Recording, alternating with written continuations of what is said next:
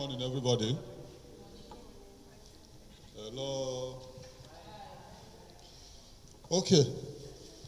My name is Ezinwanne Tochukwu. When I finished school, UNS said I'm a pharmacist. I think I've been practicing pharmacy since 2018. And today, let's say I'm surprised. You know, for some of the events we've been holding, they told us pharmacists don't attend events. Actually, I don't know if I am shocked or surprised because we have people indicating interest that we made provisions for a lot. If you turn back, you will see that there are provisions, but let's assume that more will still come. So, like I said, my name is Ezinwanne Tochukwu. I inherited Ezinwanne. My own name is Tochukwu, and today we are here for supply chain.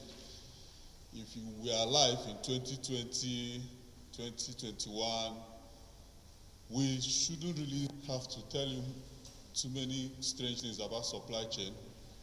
It's COVID showed us that we are not just a global village, but we are more like a house. You know, he broke down the supply chain of this entire world, and the economy has not still recovered from it. You know, we got to know that China is the factory of the world, and you have to move things to Africa, US, and everywhere. So it's one of the reasons that we need to equip pharmacists about supply chain. So how many of you knew that some of the vaccines brought into Nigeria, some of them were and it's a problem with supply chain that was producing money for the supply chain, and the bureaucracy, bottleneck, and everything got it destroyed. So today, before we start, I would like to introduce pharmacist Chima. He's the CEO of Clemac Digitalhealth. Now, as a global village, he is here and he's not here. So he's going to be joining us virtually, which makes him here. So before we continue, I will say, I don't know, is it on now?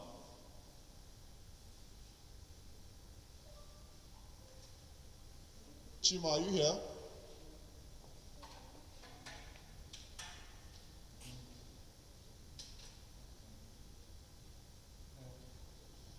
Okay, so I think Chima is here. So before I hand over to him, I want to say welcome all of you. I actually know that we are all beautiful people and we are very much here. Thank you.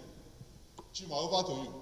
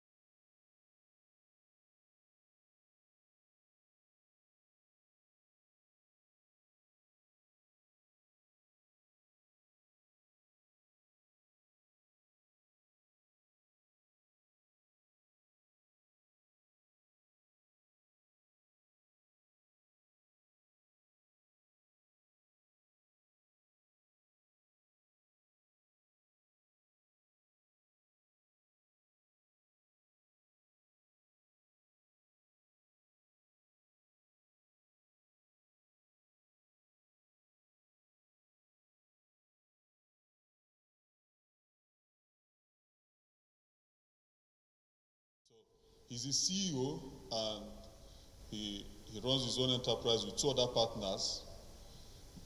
ProMedio offers innovative logistics flow management solution for hospital sector. These services are aimed at healthcare establishments, pharmaceutical laboratories, and medical devices, using new and innovative ways to ensure and optimize flow of pharmaceuticals with traceability, optimization of stock, and for restocking. So on behalf of is he back yet? Yes. Okay, so on behalf of the Clemac Digitalhealth and the entire pharmacists present here, and our next facilitator here also, we welcome Jean-Michel. Thank you for coming. Thank you. In French, they say merci beaucoup, sir. Merci beaucoup. Thank you. So it's a great honor to be here today. I've just asked the moderator to leave me the possibility to share the screen, because so far I cannot share my screen. So if somebody from if the administrator can activate the sharing of the screen, that could be nice. Thank you.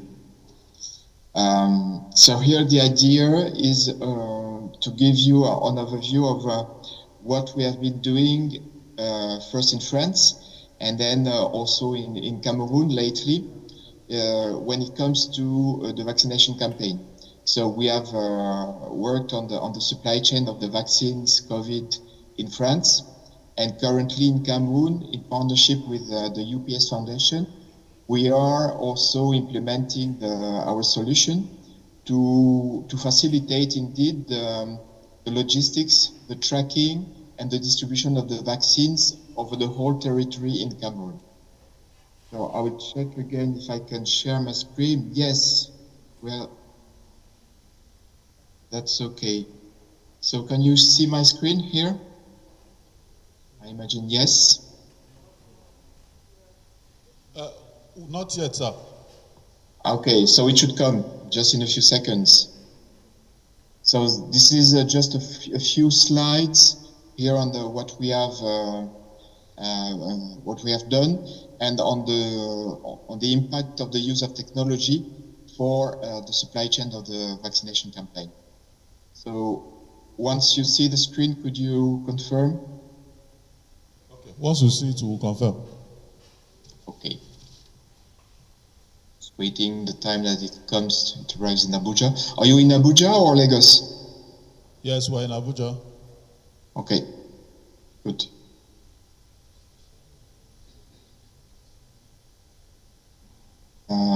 So I'm sharing. I don't know if you can see the screen. We are yet to see the screen, sir. You need to activate from an administrator perspective, maybe. On my side, that's okay. I can. I have the sharing.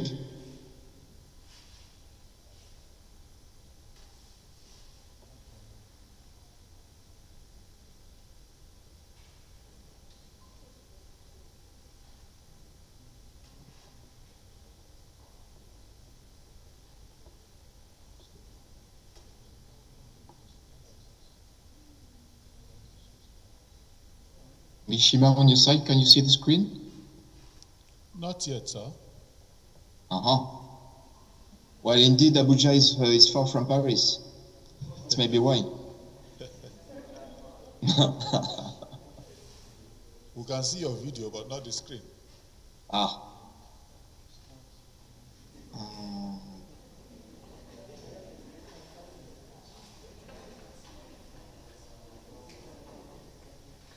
Okay, I will stop the sharing and share again.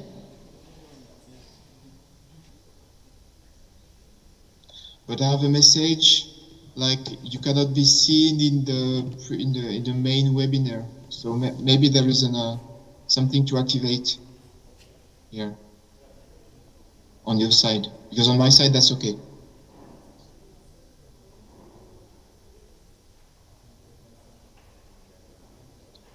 I will stop the video and maybe you'll see the the presentation.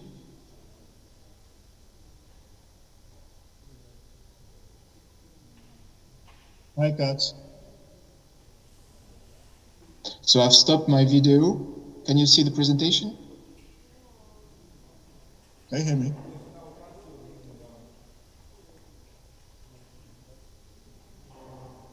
Hello? Can you hear me?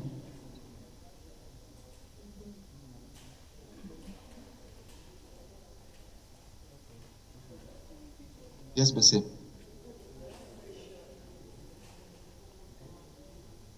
Okay. To Shima? I'll send the email to Shima. Hi, Chima. Okay, good. Thanks. Yeah. I'm just having, so I think Mr. Dabadi is presenting now, so just trying to set this up so I can see the curve.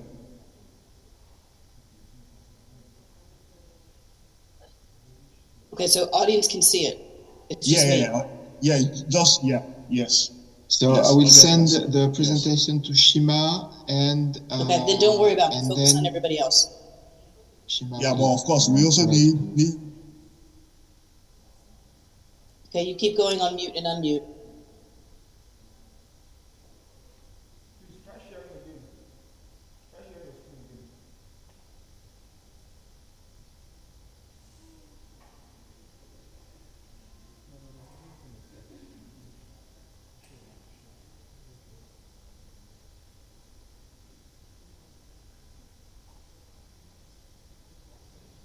Can you try sharing your screen again? Okay, I'm trying the screen.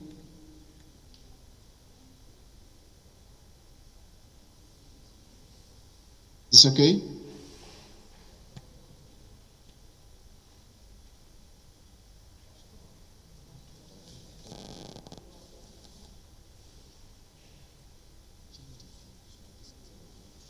Can you see the screen?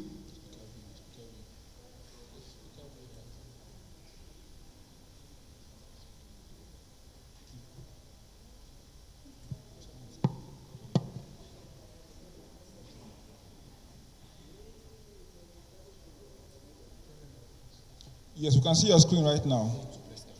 Okay. Press F5 on your system. Can you see the presentation now? Yes. Use this 5. Yes. Is it okay? Yes. Good. Excellent. I will share the video again. So, yes, this is indeed a few words of what we have experienced in the French territory, and also what we are starting in Cameroon. So, for the Cameroon project, we are indeed working with in partnership with the UPS Foundation, and I will provide you with some more details on what we are doing with UPS. So, maybe just a few words on who we are. So we are indeed specialized in the supply chain of medical products. So personally, I come from the pharma industry. I've worked for Johnson & Johnson and also from Merck, which is called MSD in Europe. And so when I created the company 6 years ago, we started to our activity with the deployment of an inventory management solution for medical device within the operating theaters. And this is indeed a solution where we have RFID cabinets in order to know in real time the inventory of a medical device within the operating theaters. So that was our initial, let's say, activity. And we have also developed a digital platform for the delivery of sensitive medical products. And we have made this development at the time where the vaccines for the COVID-19 were available. And we understood that, let's say, the supply chain of the vaccine was going to be very different from what we have experienced. So it was time indeed to provide with new tools and in order to facilitate the management of the supply chain. So this digital platform is today operating in France, and this is available for hospitals, vaccination centers, and all point of vaccinations. So here in France, what we call vaccination centers can be either a very big mega vaccination center, big one. For example, we have opened the Stade de France, the French stadium in Paris, during the peak of the vaccination campaign. So it was a big vaccination center, but we have also a lot of vaccination centers in almost each of the mid-sized cities in France. And so in the end, this platform, digital platform, is operating in 14 main hospitals who have the stock of frozen products. We have more than 1,600 points of vaccination that we deliver through and with the application. And we have more than 1,100 users, whether they are in the hospitals or in the vaccination centers. So, indeed, the idea when we started the development of the platform was to understand what were the pains for the whole medical teams related to the distribution of the vaccines and the deployment of the campaign. So there are mainly three pains.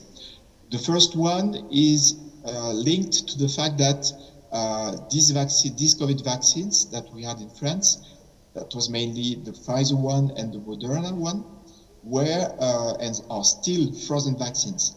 So there's a little bit of complexity when you defrost the vaccines. You have to calculate a new expiry date. So either you have to calculate it manually, and this is where it's the pain, because then you have to track this new expiry date up until the vaccination date. So this is the first pain. And the second pain was mainly for the hospitals to be able to communicate easily between the pharmacy of the hospital and the vaccination points and the stock center. Because at that time, at the peak of the vaccination campaign, the hospitals were really dealing with a lot of vaccination centers, and we calculated that on average, each hospital had more than 150 vaccination centers to deliver.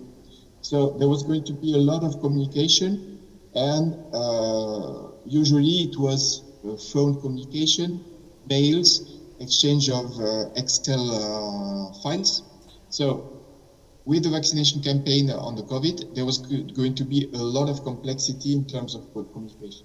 And the risk here was that the pharmacists and the operators in the pharmacists were going to lose a lot of time to get a phone call or to exchange mails in between the vaccination centers and the pharmacy.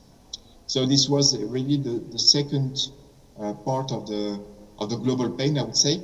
And on the overall, also the difficulty was to have a global visibility of the stock of the vaccine in the network.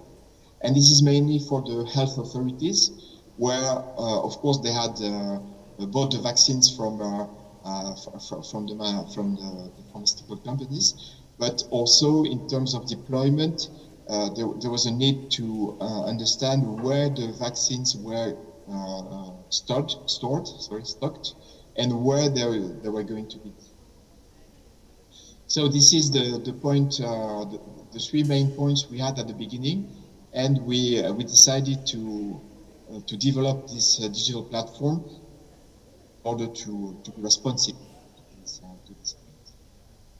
So our value proposition are mainly in two characteristics.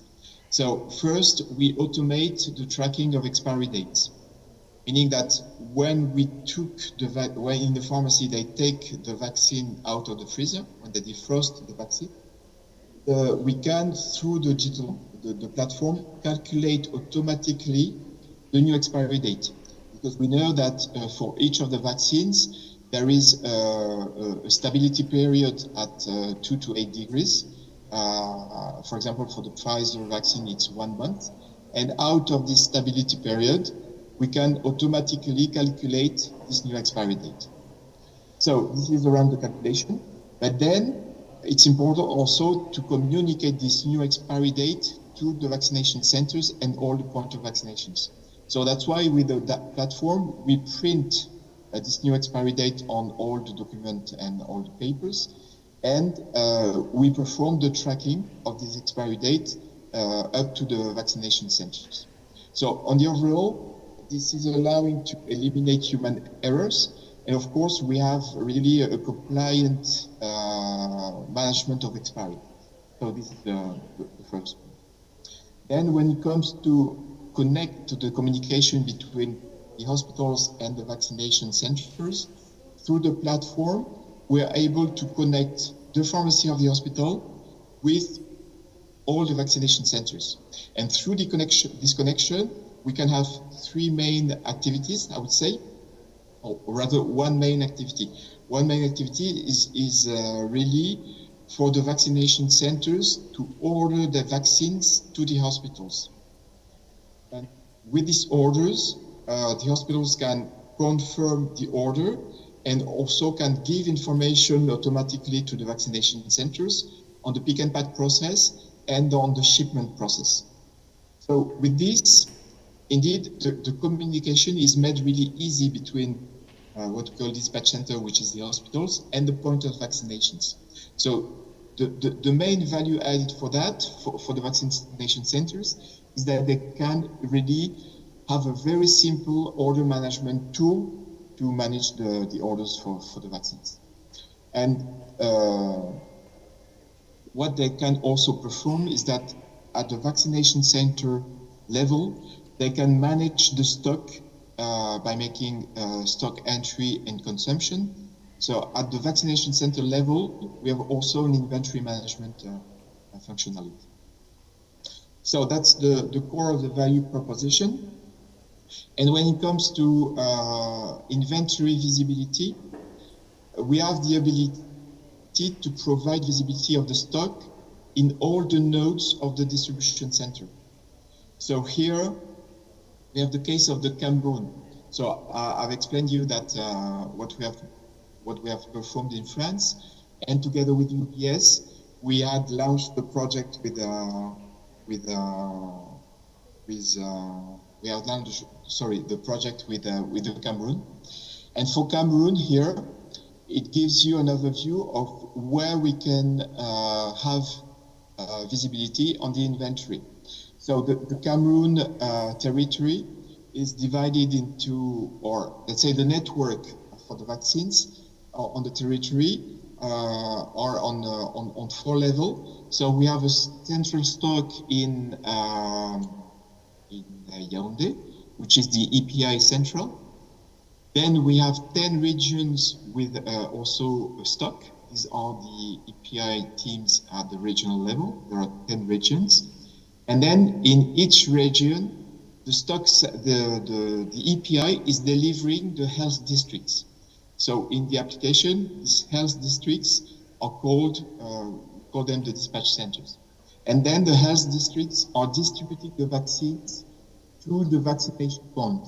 So they are called in Cameroon FOSA, Formation de Santé, and this is indeed the vaccination centers where the vaccination are performed. There is also a possibility for outreach from these vaccination centers, but we can also manage that.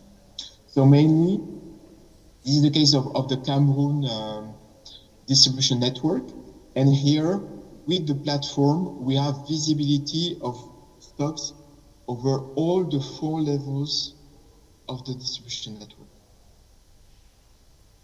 An additional point which is important for the management of the vaccines is that some of the vaccines, remember, are frozen vaccines. Through the digital platform, we are able to manage the defrosting of the vaccine. And here I've taken the cases of, let's say 2 cases, where the first case, the vaccines is frozen. PI regional is sending to the health district that they are defrosting the vaccines. So this is at this point at EPI regional that we are going to recalculate the new expiry date. But there are also in Cameroon other cases. So this is the case 2, where the defrost of the vaccine is performed centrally in Yaoundé. So again, for these 2 cases, we are able in the platform to handle these 2 different possibility of defrosting in order to be really compliant with the calculation of the new expiry date. So here we have the case of Cameroon, and it shows you that directly through the application we have visibility over the whole stock that we have in the territory. So that, in order to, just to be precise also on where we are in Cameroon, we have started, let's say that was mid-August, early September on the implementation, and we're currently deploying over the network. So these are just a few words on the application, and then when it comes to the theme of your workshop, it is important to underline that the technology that we're using is indeed helping in terms of operating the campaign in the field. And for me, there are 3 main points that are underlining on a SaaS mode, meaning that for every user, there is no need, so this is a web application, there is no need to download any application from the store, and it is directly accessible either on the PC or on the mobile. So the fact that this application is in full SaaS is allowing also on our side to perform upgrades of the application without any impact on the users. So you don't have to upgrade the application you have downloaded, because when you connect directly through the web, if on our side we have performed an upgrade, this is directly visible for the users. The second point is, of course, that we can access to the platform on mobile.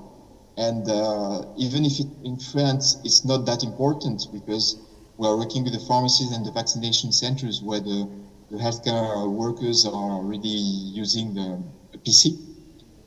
In Cameroon, and I imagine that also in Nigeria, we have also the same issue, but the same configuration. It is important to provide the application on mobile, because the health workers, whether they are in the EPI regional or even central or health districts or vaccination centers, are really using their mobile, and it is maybe more difficult to have also a PC access, for example, to health districts. So the second important point is that this web application is accessible on mobile.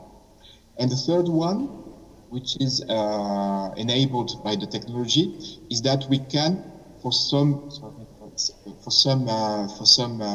functionalities of the web application, we can work in disconnected mode, meaning that, for example, a health worker who is in the field could put his replenishment order to the health district, even if he's not connected to the network. So he can take the action in disconnected mode, and when the mobile phone is connected to the network again, then the application sends the replenishment order to the health district. So here you see, and that was the subject really of the workshop today, is that with the technology, which is I would say standard technology, it's not artificial intelligence, but this is something that is currently is quite widely spread all over the world. We can really provide access to a lot of healthcare workers in order to be able to manage the supply chain of the vaccines. And here it is. So that was my presentation. unless if you have questions, I suggest that I then show you just a few screens on the application, and then we can go for questions. Otherwise, if you have maybe directly questions now, what is your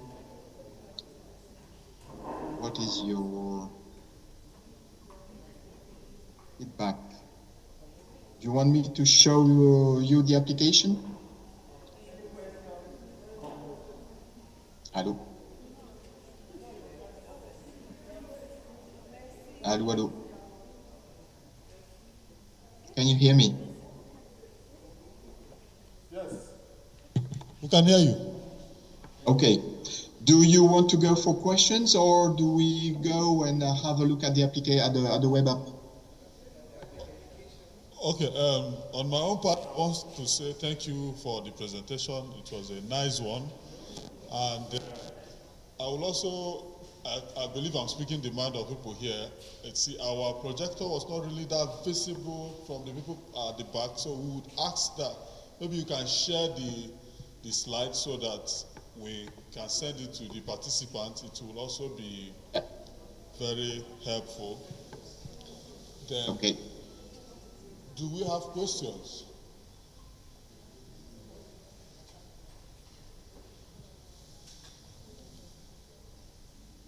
Does anybody have question?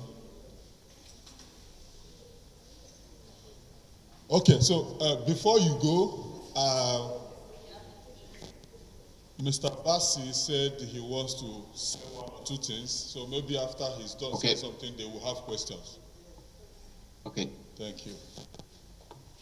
Okay, I'm not going to do this small introduction for now. When we will do our appropriate introduction. Thank you very much. Everybody look quiet. That was why I want to just build on what John has just finished now. We may not probably appreciate the presentation, probably because the system is not functional in Nigeria. But the issue is that most of the country, they are hiding the damaged number of vaccines. They don't want the donor. They don't want the people, the NGO that are sponsoring those figures to know that they are wasting the vaccine in country. But privileged to people like me who travel around, I have a large figure of wasted vaccine. And this is money that people suffer very hard to donate this thing to the country, but the government and the ministry, I don't want to use the word, they do not care whether it wastes or not. So the software or the app which work on both your mobile phone, it work on your laptop, to the point that the EPI director can just click a button and he will see which location have excess of the vaccine when they are not even administering to anybody. So he can easily say, okay, health center A is really using it, they are utilizing it, and their stock is low. Move from C to A. C, they are not using it, and it will remain there until it expires, and then they will carry it and go and hardly throw it away, wasting dollars. So this inventory helped the ministers, even at the level of any level, to be able to say, okay, this is the number of vaccine we have in country. This is the date the vaccine arrived. This is the batch number. This is the production date. This is the expiring date. So he can be able to look at that and say, okay, this is about to expire. And this is the location that are using it. People are really excited taking it. Because as it is now, you cannot travel to overseas if you don't have the certificate. Am I right? Okay, so because of that, people are forced to. So there are some civilized places where people are traveling and people want to take it and get the certificate. So you can say, okay, move it instead of allowing it to expire there. Move this one to this location. And that is what the inventory of this apps is doing. So for the director that care, EPI directors, maybe the head director that cares about the pain people are going through to raise that money to buy this thing and donate to the country, they will be checking every now and then on their app and say, let me run the report And after the report will tell them there's about 5 million doses in maybe Cross River State that is not used. Bayelsa State, they have almost exhausted 2 million. Why do we leave that 500?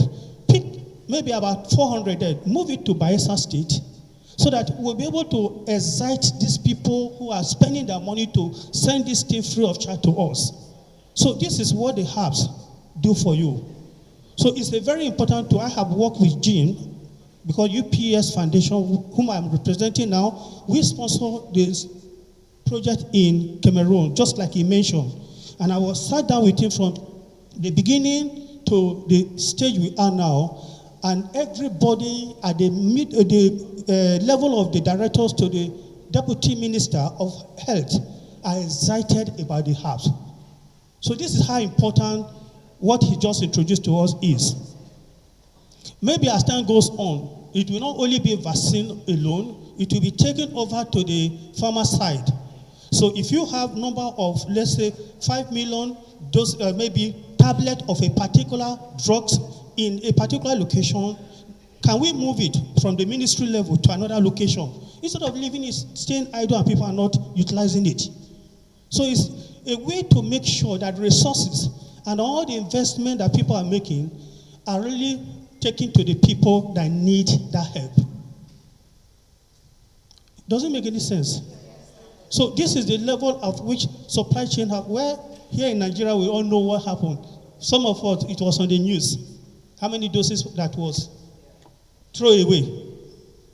And that is somebody from America who have actually denied himself some things to contribute the money to the post that they used to buy those drugs and send down. That person may be fasted for 1 day or 2 days without food just to save that money to save life. But because it was not used due to supply chain logistic problem, it actually became a wasted resources. And those people suffer for nothing to send that. So this is where the supply chain is coming in for us to make sure that we encourage and make the people that are sponsoring this program excited in sending those things to us so that we can be able to better our life. What I'm interested in is to save the life of those people who cannot afford it. And that is why you went into this profession. Because your profession is not to enrich yourself. It's not to go with Jeep. It's that you want to make sure that lives everywhere are saved. Particularly those that cannot even come into the city, who are staying in my village, we want to make sure that life is okay for them. Is that not the reason? Well, at least I have a daughter who is a pharmacist, and I know her passion. So that is the more reason why I want you to make sure that for every opportunity that we hear here, make sure you take it serious. Go back, because at the end I will hold them accountable to bring out the action plan. The action plan that will tell us, this is what we want to do, this is how we want to impact, the number of people we want to impact in Nigeria, this is the number. So that is what we are going to work on as our own action plan. So thank you. I won't want to take time because I still have my own presentation. But is it exciting for you to? Thank you very much. Thank you, sir.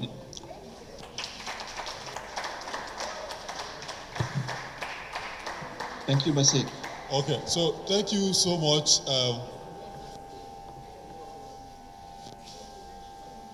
We're happy you provided a further explanation. I think we might have a question now, right?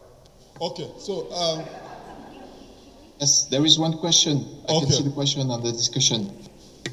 Thank you. The presentation. I wanted to does it incorporate adverse effects associated with the vaccines in it? Because having that feature in the app will also help in decision making. That's the first question. Then the second question is, does it also have incorporate the behavioral and social drivers that motivate patients to want to take these vaccines? Because if pharmaceutical companies who produce the vaccines and the stakeholders who sponsor the vaccine production are aware of the behavioral and social drivers that are associated with production of these vaccines, and also aware of the adverse effects that people complain of when they get these vaccines, to also help them in decision making and help them to maybe restructure we're not just talking about the COVID vaccine here because there are other pandemics that are also coming in future. So does this app incorporate these features? I would want to know. Thank you. Sorry, I didn't catch your first question. I didn't hear very well the first question. Can you ask? I will try to repeat the first question, so we'll take it one after another. He said the first question is, does the app contain where you can key in the adverse effect of the vaccines? Not yet, but of course we can easily implement. We have a kind of product catalog, and in the catalog, in the database, in the master data of the vaccine, we could include some information on the adverse events. So far, we haven't implemented that, but if this is something that is necessary for the healthcare workers, it's quite easy to implement, and we could imagine that the healthcare worker could access in the app to some details around the vaccine and of course about the adverse events. So this is something not yet implemented, but quite easily to implement if there is the need to, let's say, provide information to the healthcare worker on the vaccine. Okay, thank you. Did you get the first answer? Oh, okay. What he said is the app is not yet implemented in the app that where you can key in the adverse effect, but it's something that healthcare practitioners need, and it's something you can put. It's doable, but it's not yet in the app. So I think this. Okay.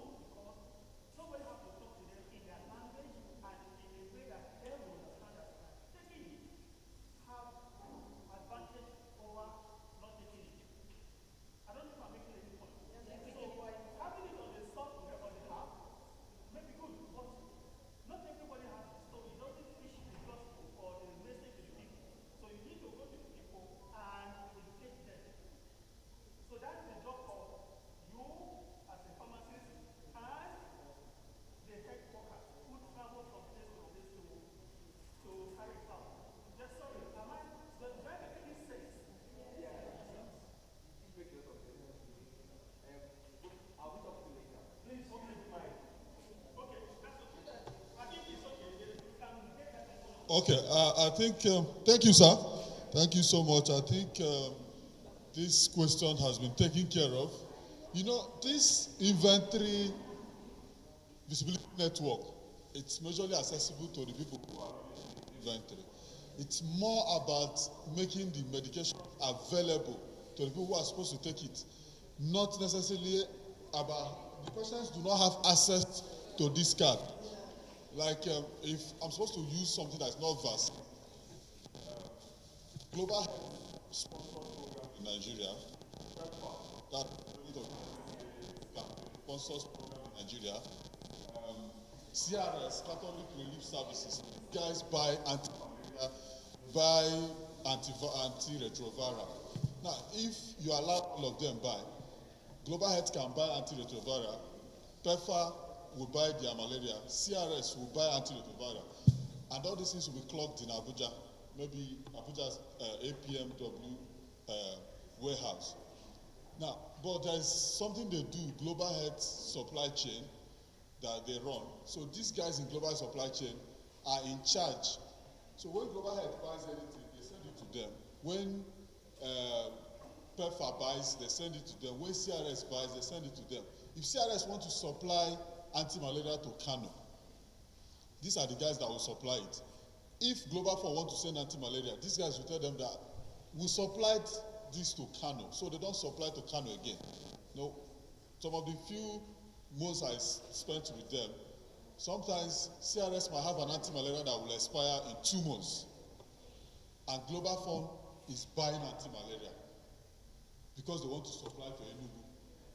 When Global Fund brings the anti-malaria to be sent to the warehouse, the one that will be expiring in 6 months will be sent to Enugu. Whether it was bought by CRS or not, it will be sent to Enugu. So that is basically, so it is a network. They are not going to see this. It's about availability. That's what supply chain and inventory mean. It's all about. When it gets available, the health practitioners find a way to report back adverse effects. There are other mechanisms, and every country designs that. There are even mechanisms, adverse forms that you have to fill and all that. So thank you. Do you have any other question? I always asking questions. Okay, so okay, thank you. To ask now, but I was wanting to find out about cold chain, the money to the. Okay. So how did they monitor and maintain the cold chain and? Hello, Mr. White. Hello, can you hear me? There was a question about the maintenance of the cold chain. Yes, the question is how is the cold chain of the vaccines monitored along the whole network? So here we do not monitor the cold chain. We just monitor the expiry dates, which is very important. But it's the role of the hospitals, the EPI, to have the infrastructure to monitor the cold chain. And for the case of Cameroon, for example, Bastianari would maybe explain more. We come with the web application for tracking the expiry days and have visibility on the stock. And this is together with, let's say, UPS, the health authorities are implementing some strategies to monitor the cold chain. For example, with the implementation of ultra-cold freezers in the territory, this is what UPS is really doing with the health authority. But when it comes to the web application, this is really, let's say, dedicating to tracking expiry dates and tracking the inventory. So we are not connected with the tracking and with the monitoring of the cold chain. Okay. Monitoring of the cold chain is related to, let's say, physical logistics, physical supply chain. Here we are on the digital part with the intention to monitor inventory and the expiry dates. All right, thank you. Did you get the answer to your question? Okay, we'll have another question. Maybe after that.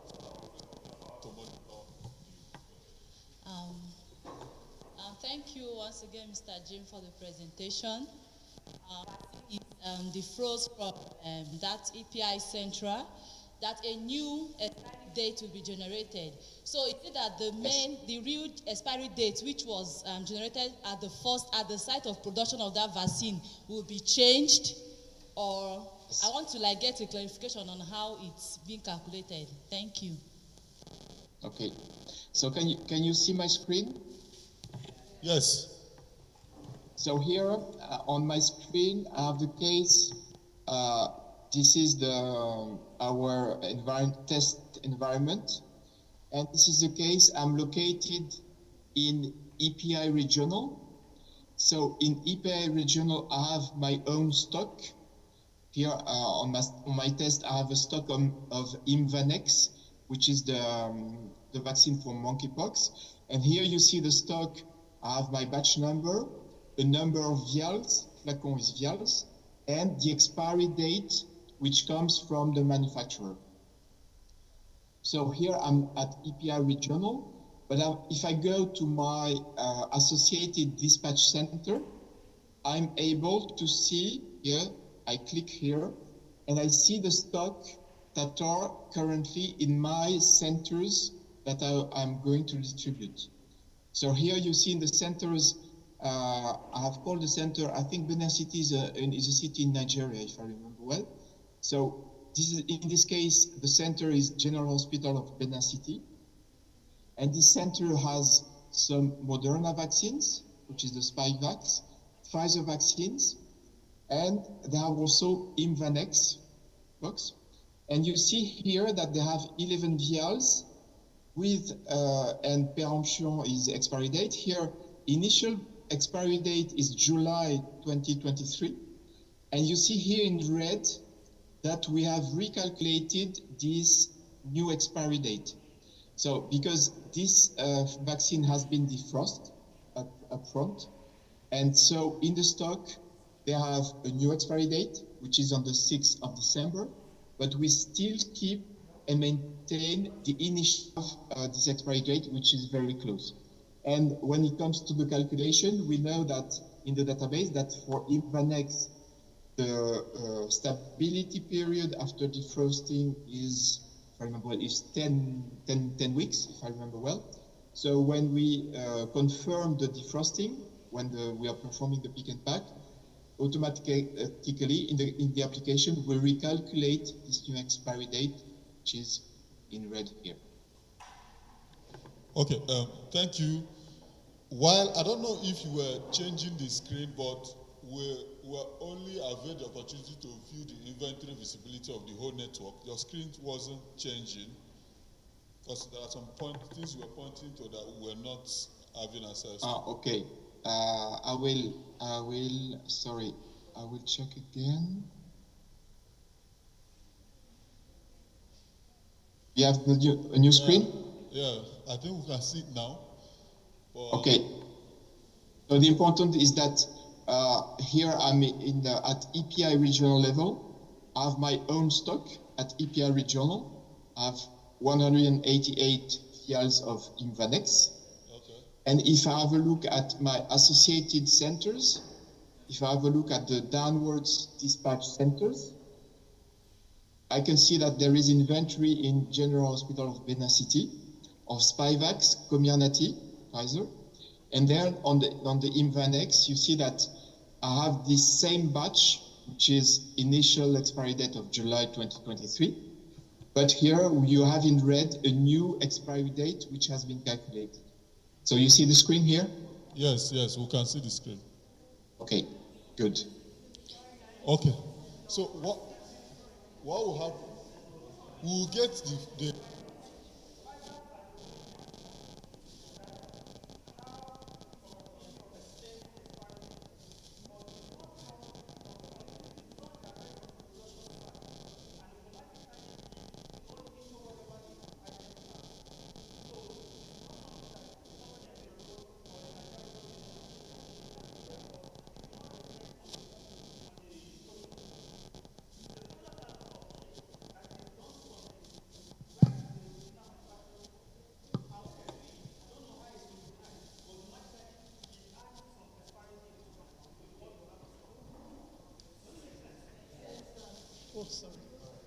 Okay, so thank you for the answer.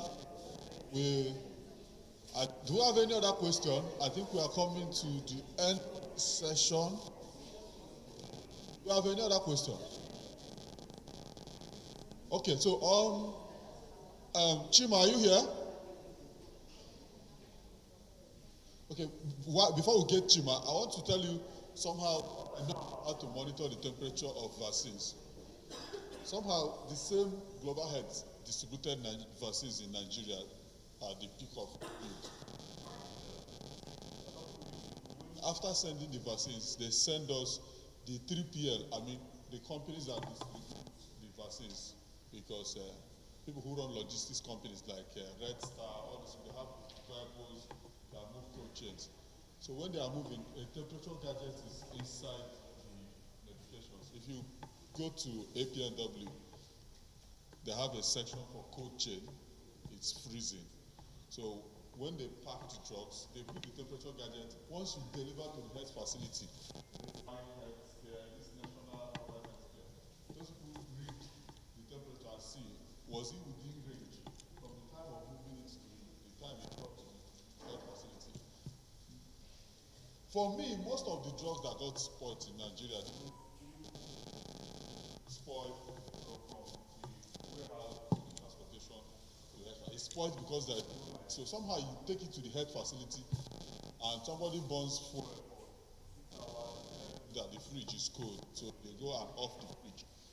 Then when they come to work tomorrow, everything, the temperature there has gone beyond minus 2 to 8 degrees for negative cold chain. So some of them model things up, and that's how some vaccines were actually given when it has spoiled.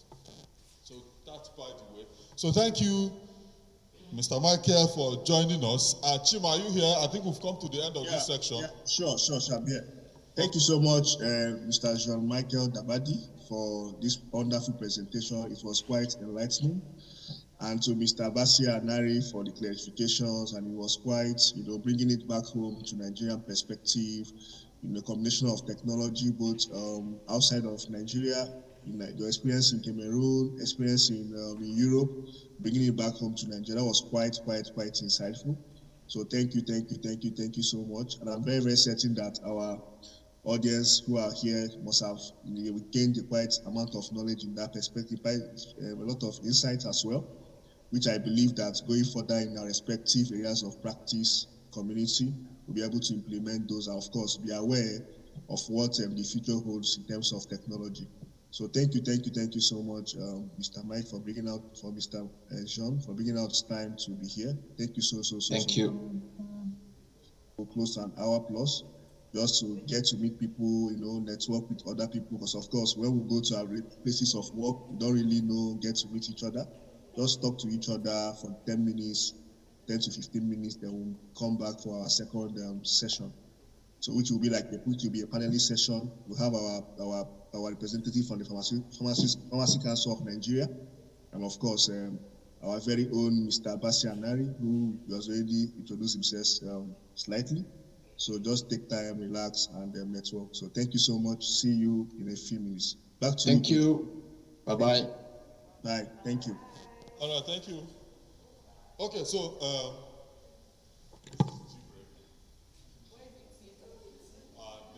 it's figurative.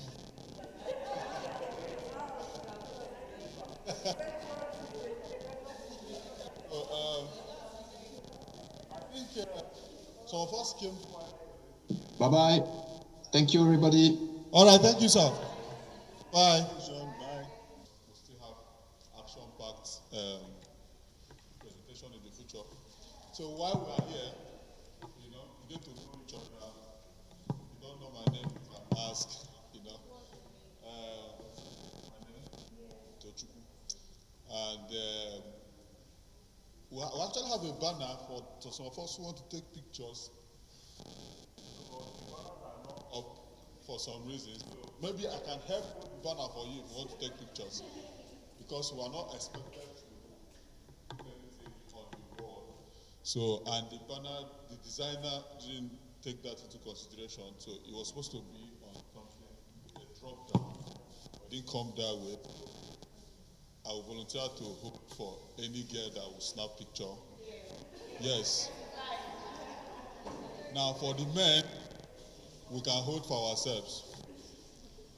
You see, I'm a feminist, a traditional feminist, that believes that we are all equal, but we are not supposed to be competing. It's a different kind of equality. All men are not even equal.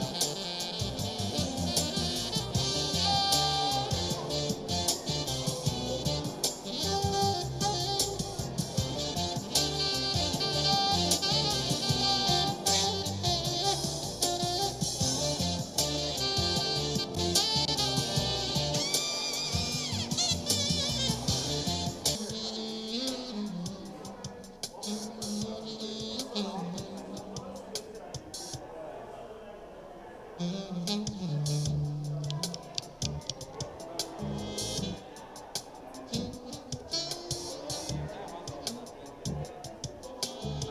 mic check. 1, 2.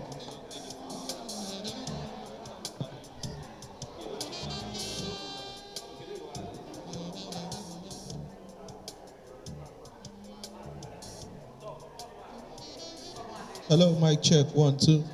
Shoo-be-doo-be-doo-doo.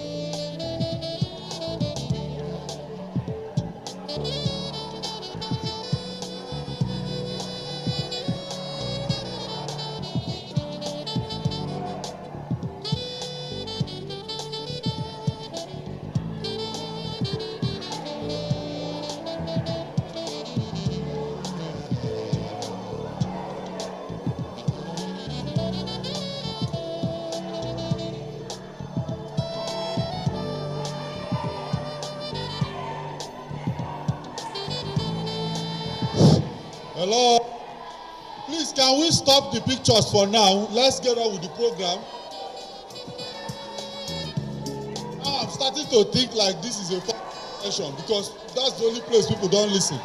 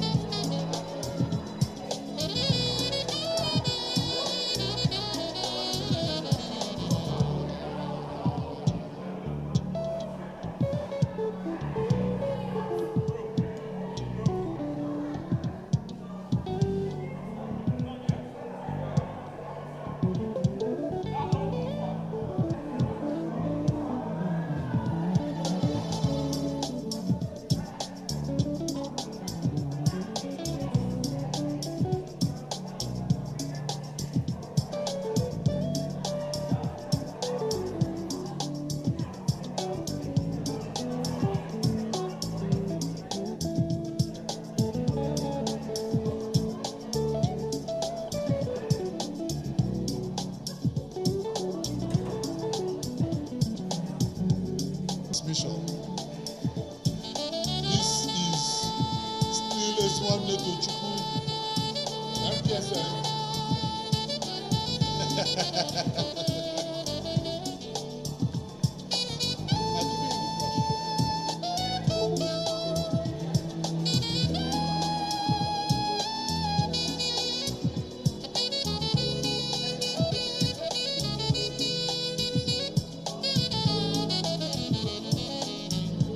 Hello. So, if you took virtual coffee, if you snap picture, if you met people, we are ready. So, for some of us who joined us a little bit late, my name is Tochukwu, and I have been in conjunction with many others anchoring this event. So, this is the second. But before we start, fortunately for us, we have our facilitator, so we will not have network problem. So I will want to introduce our next facilitator. It's going to be a panel section, but he has to do a presentation before we move to the panel section. So Mr. Bat Anare is another supportive representative of UPS. He has over 33 years of experience, so his experience is actually older than many of us here. So for that reason, you need to listen to this experience. He has been leading Central and West African operations in both small package and supply chain for them. That means he has been leading us too. We are West Africa. He's well respected for his ability to see the full picture and strategize solutions across all disciplines and challenges. So he has the natural gift of seeing the full picture. His team supports all types of industry sectors and customers, but has special appreciation for the pharma industry. If you are here earlier, he said he has a daughter who is a pharmacist. So you can see that he has a special appreciation for the pharma industry and cold chain requirements in particular. So ladies and gentlemen, welcome Mr. Basi Anari. Facilitator. But why are many people not sitting? Is it that they are not interested? Okay, while we are waiting for other people, just like he rightly mentioned, I have passion for this, for what I'm doing. It's passion that drove me or that moved me, motivated me to what I'm doing, because I was retired after 60 years in 2020. Then the serious hit of the COVID came. They have to call on me to come back and do consultation or consultancy for UPS after my 33 years. And based on my past work with USAID, and also with UNICEF and the rest, doing what I love doing. They actually asked me to come back and continue with this project. And it has been wonderful because as it has at September, at least I've been able to save more than 38 million lives in Africa through what I do. And that is the more reason why I'm in Nigeria, but people outside Nigeria that are gaining from my little experience. Why can't I just come in and share the same experience with you to help you plan tomorrow and give us a better life in this country? So that's why I won't take much of that time. I'm actually waiting for the presentation to come online.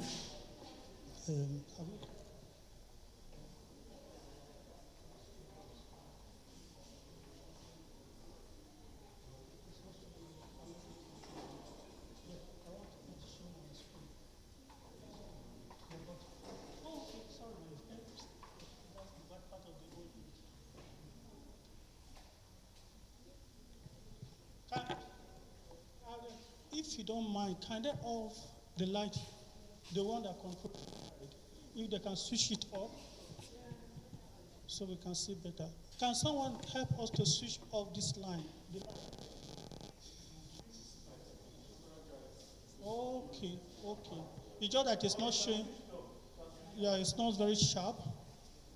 Okay, in the next few seconds or few minutes, according to the time given to me, I'm just going to talk you through on these two aspects. Then we now move into the question and answer period.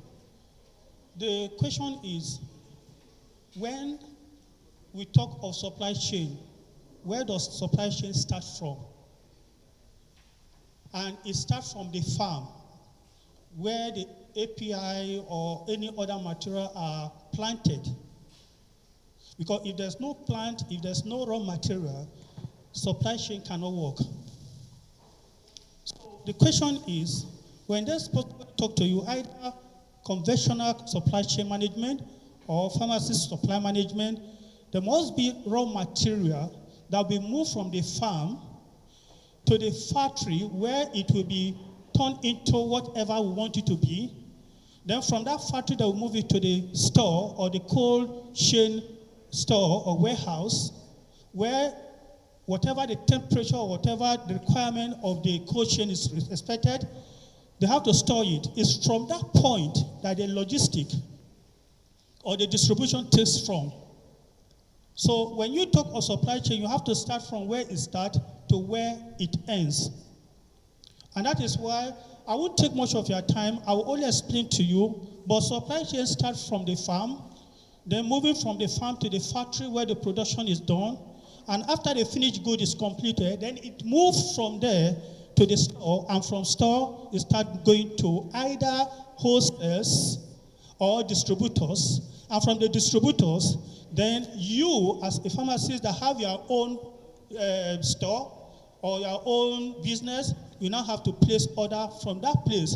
And from there again, we move to you. And from you to the patient, which is the last mile. What I show here, because of time, is just a kind of flow chart. The flow chart also says, if you look at the bottom of it, it says processed and unprocessed raw material activities, non-activities of ingredients which are used for the production of either drug of any type, before you start going into the next level where people start ordering. There's something I wanted to say before I go on. I don't know how many of you are familiar with this product. How many of you use it for our treatment? That's what the whole of my family, this is our best malaria product. By January this year, I was buying them in Lagos, 600 naira per days. I don't know how much it costs in your own, but as at today, we are buying it 1,200 naira in Lagos. How much are you buying them? In my village, they are buying it 2,000. the same product. Do you know why the price varies? Who can tell me why the price varies? Yes? Supply chain. So if the supply chain is the control over how much, that's why many Nigeria or Africa cannot enjoy quality healthcare. Well, how many people can afford? My elder sister in the village afford to go and use 2,000 to buy this thing. So she will have to look for an alternative. When you get to the chemist or the pharmacist, say which of them is cheaper. He's not interested about whether it actually take care of her problem. And then they say, oh, this one is 2,000, but you can get the one of 600. Then they will give her. For those of you in the city, you can walk across to the store.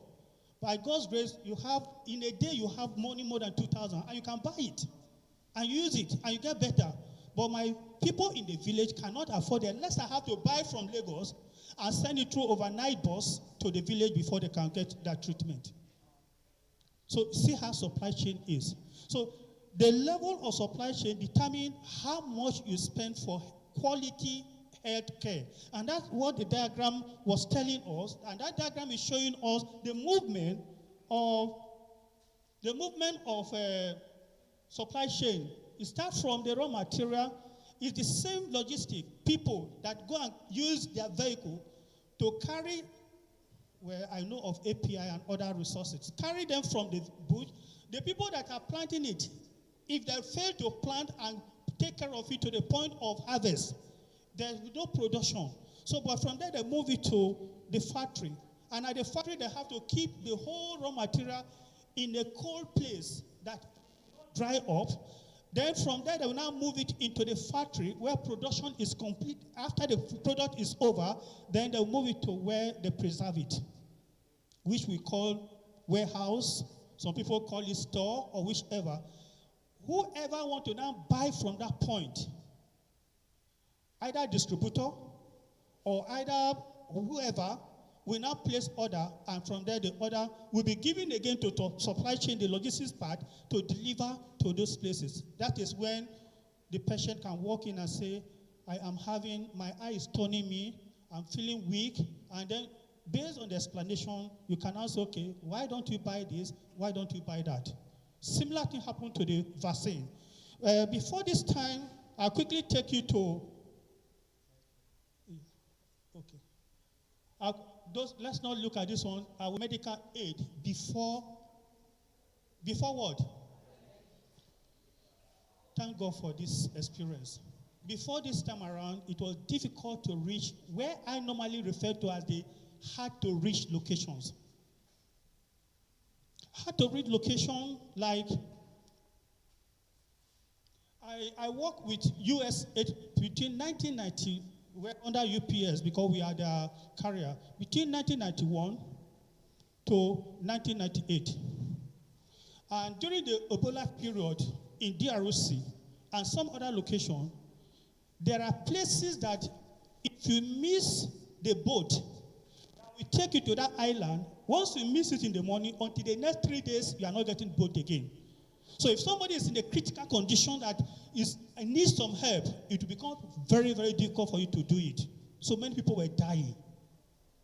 And if you look at this side, that is me standing there. It's me that is standing there. That was when I was still younger than this. This journey, we traveled for 3 days into cities, and we live on coke and biscuit. Because the water they drink in that place, if I attempt to drink that water, maybe I will send a message home that they should prepare me for burial. But I will not die. So that road you see there is so rough, and at the end of the road, we now get to a small sea. And this sea, we have to travel from the land to where we are going is 2 hours. Many people are looking for help. So that's why I say what brought me to what I'm doing is passion. It's not the money. How much are they paying me that I'll risk I don't know how to swim, but I have to risk my life because of the passion that is pushing me, because I can see the people dying. You are reading the story of people dying every moment, and you want to say you are afraid of your life. You are only one person dying. If you die, it doesn't have than 50 people to die. So which one pay? No. It's the people. 50 is more than me. That is the island. Where we now go to the island, because the major water cannot go there, so there's another water that you have to now follow into the island. So you get to the island. If you see the person standing, putting hand on the wells, that is me. So you have to monitor the product, otherwise they will steal it and divide it to their own personal distance. So you have to monitor it for 2 days or 3 days to make sure it gets into the place you want to move it to. That is the formal way we were doing it before.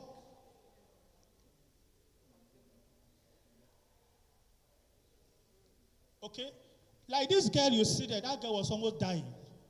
If not for this, the passion and the drive. And that is what, well, I don't know, maybe my daughter is deceiving me. She used to tell me that the motto of pharmacists is the people before you. I don't know whether her own definition is wrong. The people before you. And I asked her, I said, so if you see 50 people that want to die, I used to bring that question. And to use my life to save those people, what do you say? He said it's worth it. He said it's worth it. That you use one life to save 50 lives, that is what life is all about. So if I see, don't say no, it's worth it. You not survive it. So it was now taken into the prison, waiting trial. The wife was frying akara, where she had fried to sell in order for them to eat. There were 3 of them. So this one was playing and he ran into and fell on the hot water, the hot oil, and the oil actually burnt her to the point that hand you see so was gum like this. The 2 hands was gum like this. And we got to that place to go and deliver aid. She was dying. And as she was dying, the mother was just crying. So we asked, doctor, what can be done? He said, if there's money, they can carry out the surgery and save the life of the girl. There's no ATM in that country. There's no way you can send money, whatever. We have to drive back again to the city and then gather some money, go back, get the drug, and we stay overnight for the operation to be done. And that is how the girl became alive again. So this girl now, as you see her, every time we visit the whole family, you can see the kind of joy. So supply chain is not only you carrying the load to go and deliver, but have the people you want to deliver in mind in order to bring life back again. So, but that was the stress I go through those days. But thank God for the pandemic. When the pandemic came, we now went back and started thinking, if I'm going to wait for a boat for 2 days before I could go, many people will die. So what do? Then went into partnership.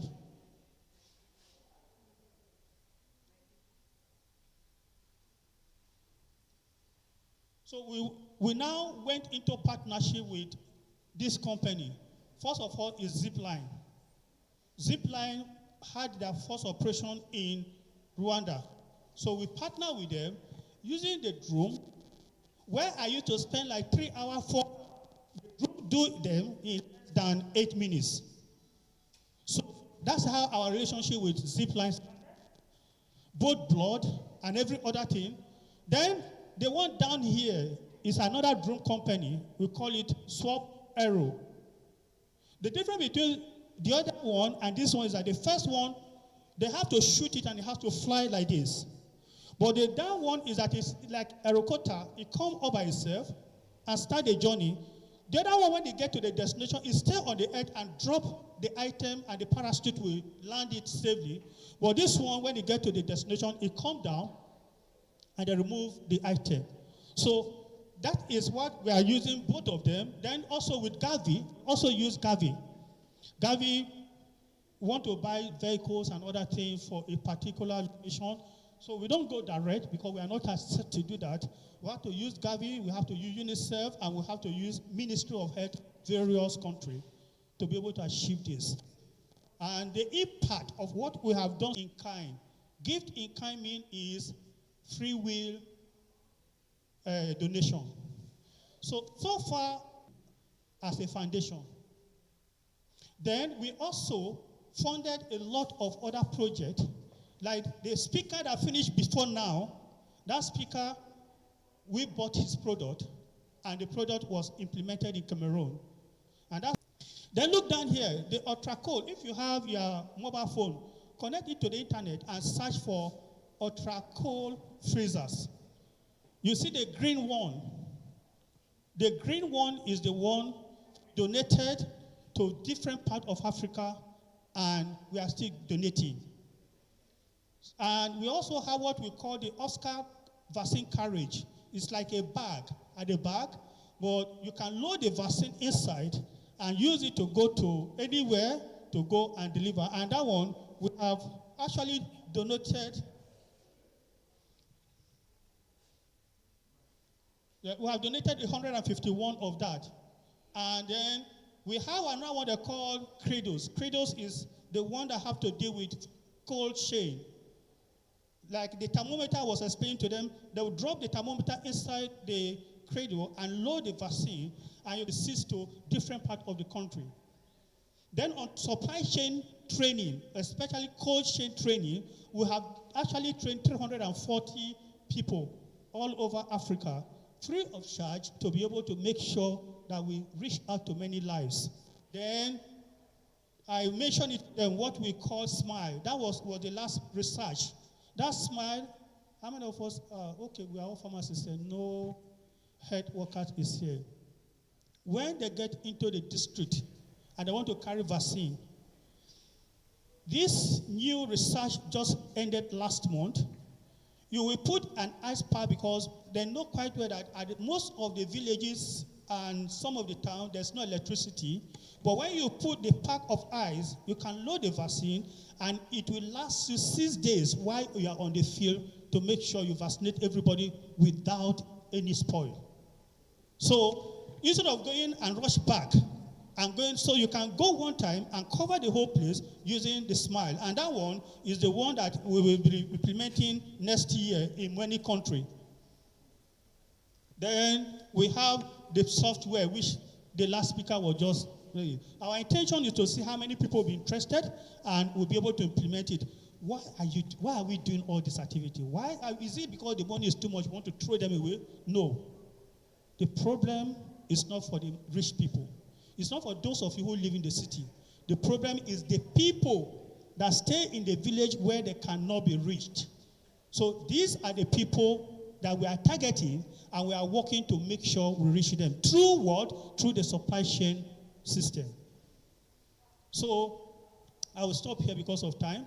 I know I've overshoot my time. So when we talk of supply chain, there are many things that involve today. You have to make sure you identify the right technology that you want to use to be able to move the item.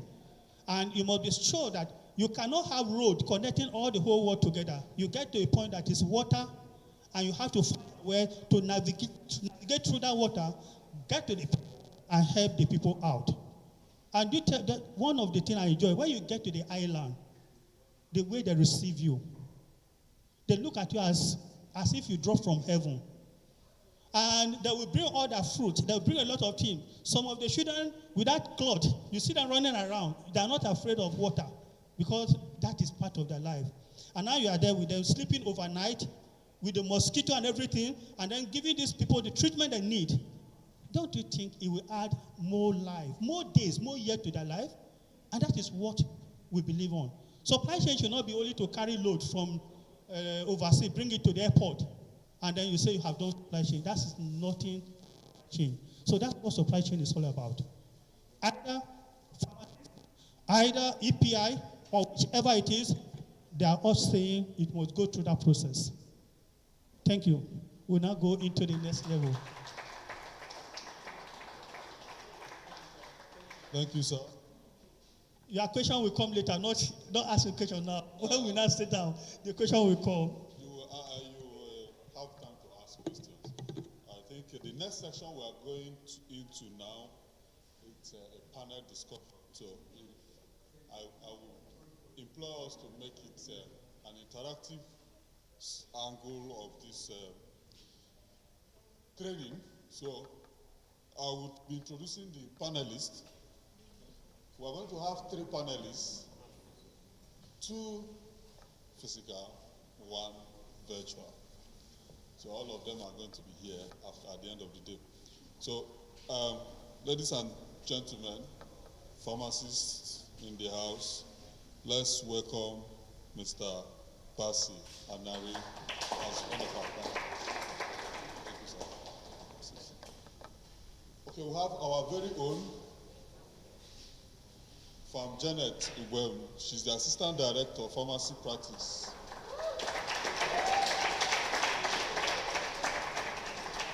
So she's representing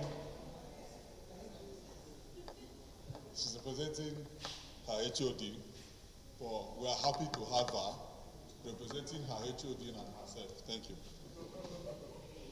Okay, the other person is from Chima Amadi. He's virtual. So we are basically going to concentrate on the people who have here. If Chima has something to say, he can always contribute, but you will not necessarily be expecting Chima to be coming in at every point in time. So here we are going to go down local. As you can see, Mr. Basi is a hands-on kind of supply chain practitioner. So he has seen West Africa well, not just Nigeria. We're not entirely different from our West African neighbors, even though we are, we like to say we are bigger and better, right? So we'll start with question. So we'll use the 2 mics. So we'll start with you, sir. So for the benefit of people who came in later, can you briefly expand on your bios and anything, one thing in your career that prepared you for the role you are in today? Thank you very much. That's a very interesting question. Maybe I'll just tell you a short background of myself. I'm not a medical student. I have never been. I had my first degree in computer science from University of Lagos, and I had my second degree in information technology. That is all. Master's, that's all. I never think of being a medical practitioner. But something happened. I remember when I was very young, I was schooling a little village outside my own village. One day, I got someone rushing to call me that my dad had passed on. I tried to find out what led to it, and it's something that could be treated if they have taken him to the hospital. So he left us with our mom. I'm talking of primary school. And here again, Mr. Dead came again, want to take my mom. And what is it? Just simple operation. But they were trying to find traditional way of doing it. And she was dying. Because the appendix have already paused as it started coming out. And I was walking on the way. Tears was all over my eyes. And I said, God, if my mother leave, I owe you a duty. And that duty is that I will do everything possible to save life anywhere the opportunity show. That point always play back in my life. And when eventually I had the opportunity to join UPS, I work in different functions. But one day somebody called me and said, USAID have given a very big contract to UPS across the whole sub-Saharan Africa to deliver medical aids.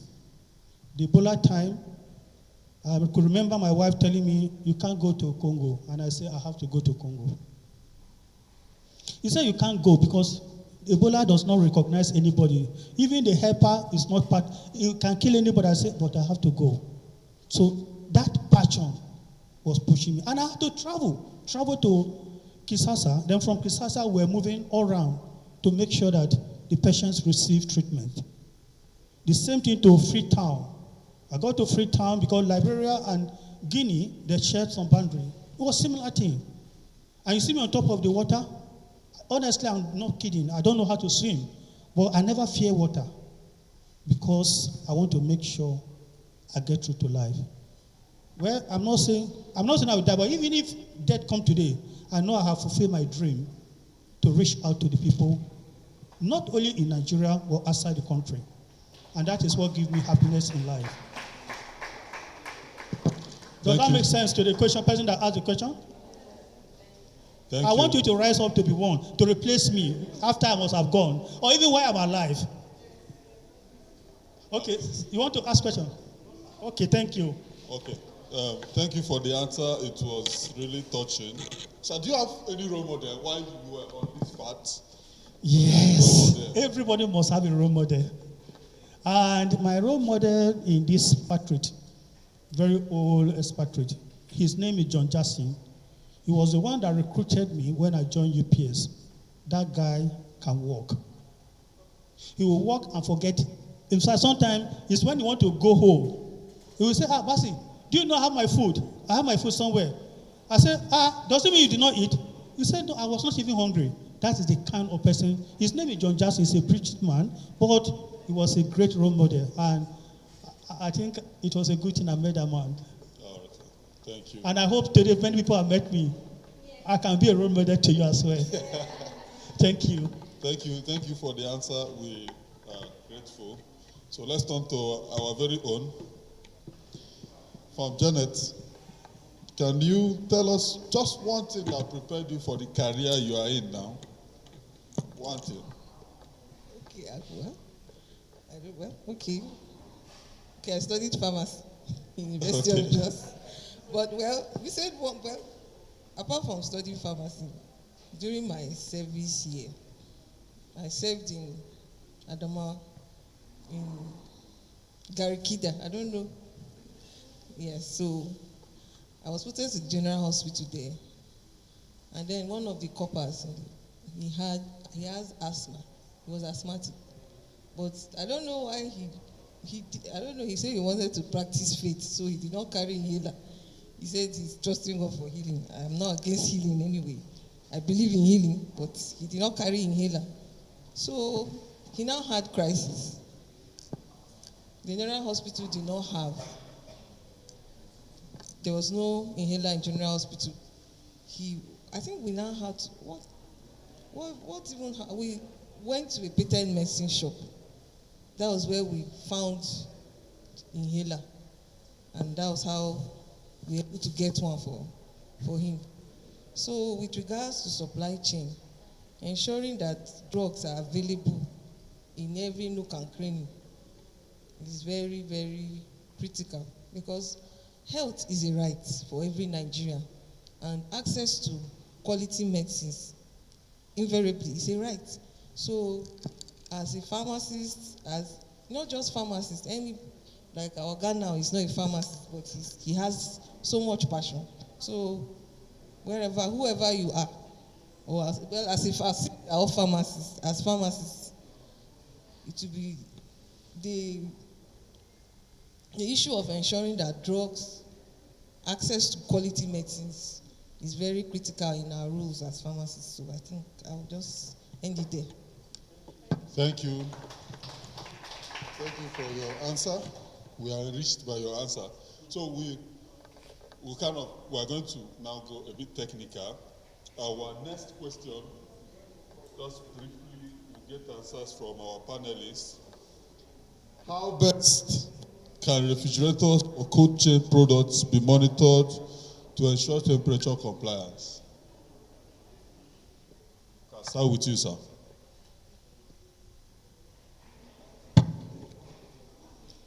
Thank God for science. Science has gone beyond guessing work.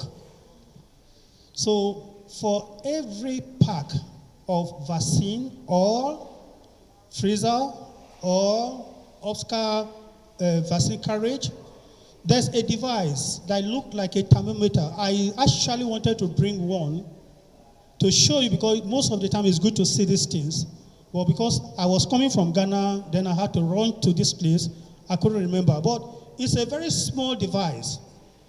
And that device, when you put it inside a container, either inside a fridge or freezer or whichever cold chain device you are using, and you close it. When you come the next day, you go and pick that device, take it to the computer or to the lab.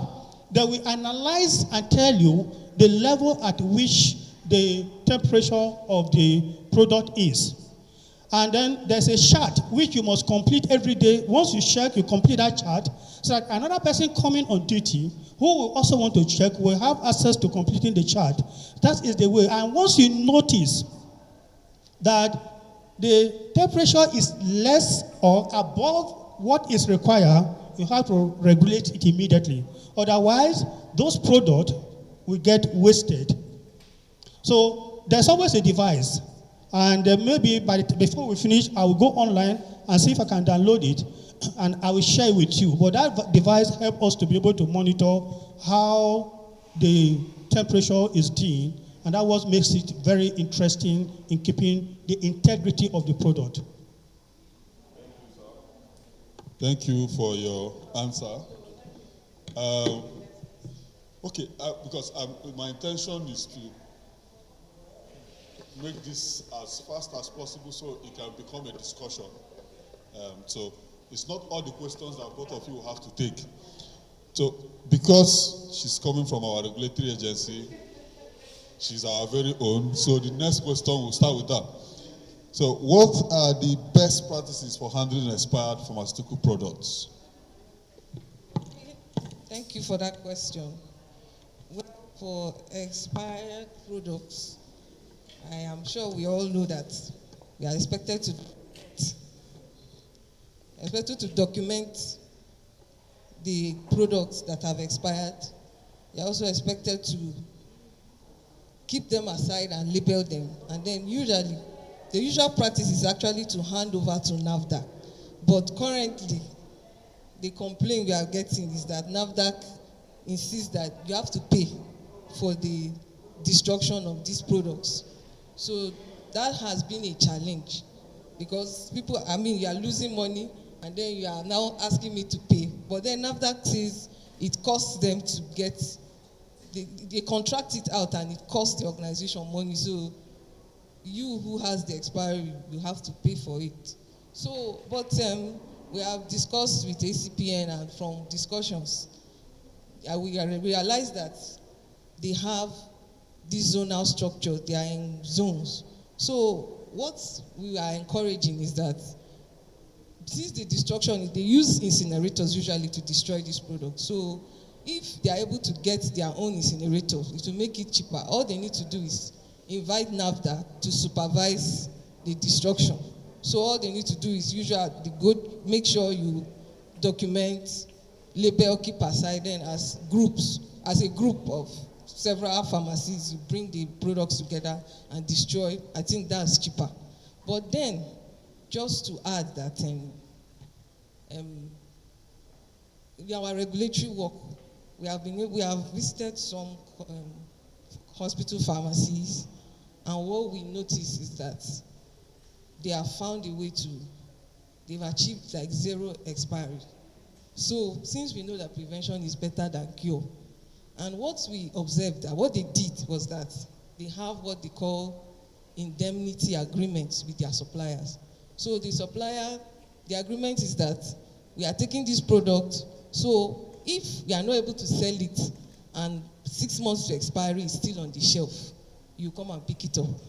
Same for damaged, or there's also the issue of defective medicines. At times, the product comes defective from the manufacturer, and so the same thing goes for defective or damaged medicines. So we have seen that being practiced effectively in a hospital setting. I'm suggesting that maybe for community pharmacies, they may begin to explore the possibility of using such agreements to, save them the stress of having to deal with expired, damaged products. Thank you. Thank you very much. See, I think the choice of who will first take this question was perfect. So we are coming from how the council does it. So, but while he was speaking, he you spoke about how they travel to different countries. Somehow, drugs, you get worried about expiry. So can we get your own side of the affair on how to handle expired pharmaceutical products as you travel across the sub-Saharan Africa? Thank you very much. In every country, there are always people who want to make fast money. When I mean fast money, they want to grab money. So if any expired product is disposed anyhow, those guys will go and pick it and they will put it on their own shelf and sell it. Because they don't care whether anybody died. There's a particular country that we went to deliver this product of US aid. It was aid medication. And but there's a stamp that US aid will always stamp at the bottom of each of those medicine. And one of the great ministers or those top people in the ministry overnight came and stole the product. And he went to sell the product. In the morning, we didn't sell it in that part of the village. He took it to another far place inside where he has his own store. Then investigation started. And when we got to that place, through information, we discovered it and were able to recover it back. But the same thing goes with expired product. If you don't have a systematic way of monitoring them, because what they do in some countries, for instance, like Ghana, is that there's inventory system they apply that throw up the number of weeks that remain for each product to expired. And there's regulatory body they call Ghana Health Services. Those Ghana Health Services will go to the various places and withdraw all those ones that are about to expire, bring them into the central point at Accra, and from there, they will now move it to where that product either is being exchanged back to the center, just like our panelists stay here.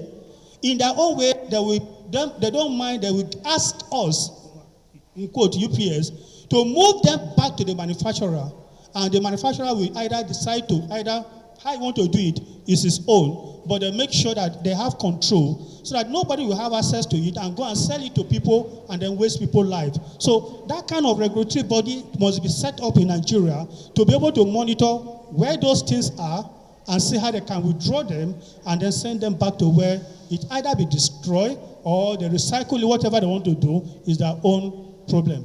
I think that is what we need, sir. Thank you, sir. Thank you for your answer. Okay, let's keep increasing our speed. So while you were, I will still stick with you. While you were speaking, you talked about in an African country where you went and you discovered that if they place a code, an ice block under the vaccine, it provides them with more days, like 6 days. So our next question, just for you to elaborate on that, is how communities in community pharmacies without constant electric supply. That's to say, in Africa, I don't think anybody really has constant electric supply, except maybe no. There's nowhere. I have not found anyone. Okay. Even at the ministry level, we have not found it. Okay. I don't know why I should always make reference to, but even Benin Republic here, as close as Benin Republic, majority of the health care centers have solar system. Solar system. You see the panel, they will queue all the panel there. And that panel will supply power to both the fan, the fridges, and the cold environment. That solar system is what sustain it. I think if you want to flog your generator, they'll get to a point that the generator will refuse to start. And that is why NEPA is not there. Generator also, if you want to rely on generator, after a little while, the people will be feeding on you because it will be breaking down. But if you can have that solar system implemented, they have 2 panels, they have 1 panel, they have all those things. If you can invest on it and then use it to rather than to say you want to depend on NEPA or electricity alone. So the solar panel system is working in many countries, and I would suggest that that would be an ideal way to handle that. Thank you. Thank you. Many of us here can relate to the solar panel system. From Janet, do you have something to say on that? Okay, so I think if you go to some of these health PHC, primary health centers around Abuja, you notice that some of them you have solar panels in one section of the building that supply light. I think I was in Kabu PHC one certain time, and I noticed that even at night they have light, and it's the solar panel. So I think the more we invest in renewable energy, we'll take care of this electricity problem. Okay, moving on. So I'll start with from Janet this time around. So what are the best inventory management system for a community pharmacy? Like a good percentage of us here in the community or around community practice. So from Janet. I think it's best to use the electronic version. Okay. I may not have brand names. I don't want to promote any brand, but I think for you, of course, when you are discussing with the developer, you try to design it to suit the nature of your business, and making it easy to retrieve information at any given point in time. I think that's the most important thing about. And also, of course, with regards to expiry, some are designed in such a way that if a product is about to expire, it can flag up. Okay, so most of us here already have an idea of this electronic system. There are many people, they have their names. They can flag off drugs that's about to expire. Once you scan, it shows you it's about expired or about to expire if you follow their protocols well. So I will move on to the next for Mr. Bassi. So for people who run programs across countries, which means the procurement has to be big on some occasions, and there should always be stock taking. Aside the manual method of stock taking, what other swifter ways are available for stock taking?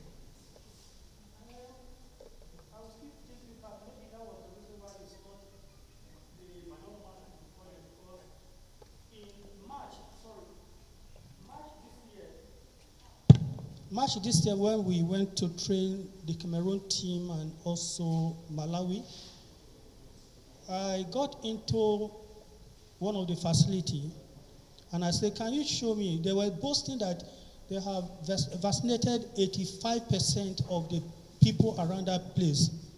I said, how do you know? Is it by counting? Is there anything you can show me? And the guy went to brought a big carton. What is inside that carton? Manual system. He brought this one and said, can you count this one? 1, 2, 3, 4. And when we got to about 15, I said, stop. I'm okay. That's the manual system. It can be tiring. You can see that the people, the health worker they are really tired. That was why we started shopping around and say, where can we get a kind of herbs, not application that will be resident on mainframe or on a particular computer, but a herb that somebody can key all the whole thing, because once you purchase the drug, you key it straight away with the batch number and everything to the system, and as they keep using it from various centers, they update the system, and when you run your weekly report, we call it weekly report that is run on Saturday, it will bring out and tell you that this quantity is out, and this is getting close to replenishment stock, so try to place order. So the report will show you by remarks side how many of them you should replace, you should make order or file application for a new one, and then how many are about to finish. Where there are excesses, you'll be able to use that same system to know it. And that's why I said, I try to make it a little bit clear, to put a little bit a note on what he said, so that you can understand that herb, you go with your phone, you don't need to run to the office. You just open your herb, this thing is there. You just press the reporting, and he open it and say, what do you want? You say report, and he tell you which kind of report, by region, by district, by health center, and you can choose.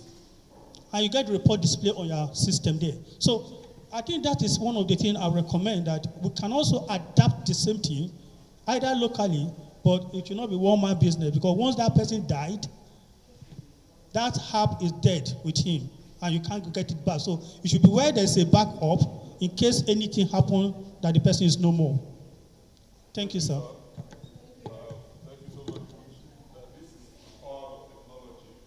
I think tech has been revolutionizing a lot of things, including stock taking. Do you have something to add in this stock taking? Okay, so now I will start with you for my next question. We are running it down already. So the next question is, what are the best practices or strategies for tracking medication consumption rate among patients? Well, if you have, just like I earlier said, the electronic medical records, or the inventory, your inventory management system, if it's robust enough in the manner that you can easily retrieve such data, at the touch of a button, you can get the patient medication consumption rate. I hope you heard me. I said it still has to do with the inventory management system. It should be robust enough to allow you retrieve such data. So we have seen, at least even in hospitals, the inventory management system is linked to the electronic medical records. They're able to tell, okay, this patient is using this for this month. This is the amount of this particular drug that was consumed. So I think in a community pharmacy, you can do that as well. Okay, so thank you so very much for your answer. I'm going to combine the two remaining questions. You will say something, because I think you have inter-country, regional idea of how you track. You know, when we talk of community practice, tracking medication consumption is not really that hard. If you bought 5 packs of amoxicillin clavulanic acid and you sell it in a day, you know it has been sold and supposed to be consumed within the next 7 days. But when we are running with agencies and big multinational governments, that you would have to use a different method. So how do you track consumption?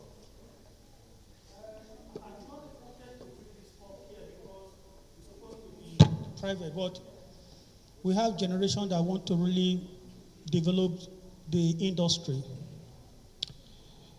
The Ministry of Health in Ghana is into relationship with my organization to set up automated warehouse and inventory system.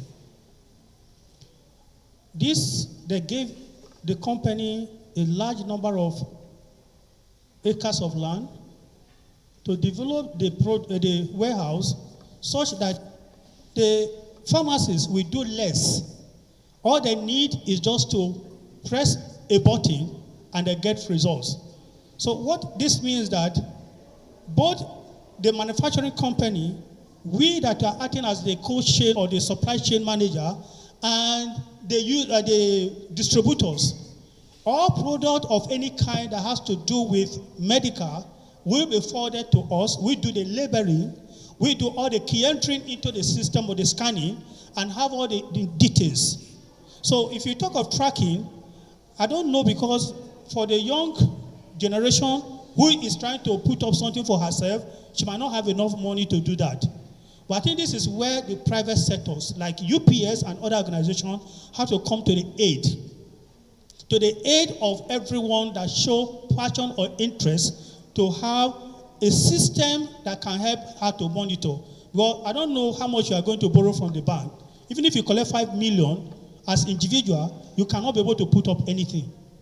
Because by the time you rent accommodation or an office, and then you have to put all the shelf and everything, that 5 million is gone already. But you have to learn on how to network in an environment like this, and see those that probably can connect you to those that matter in order to tap resources. Many NGOs are helping people.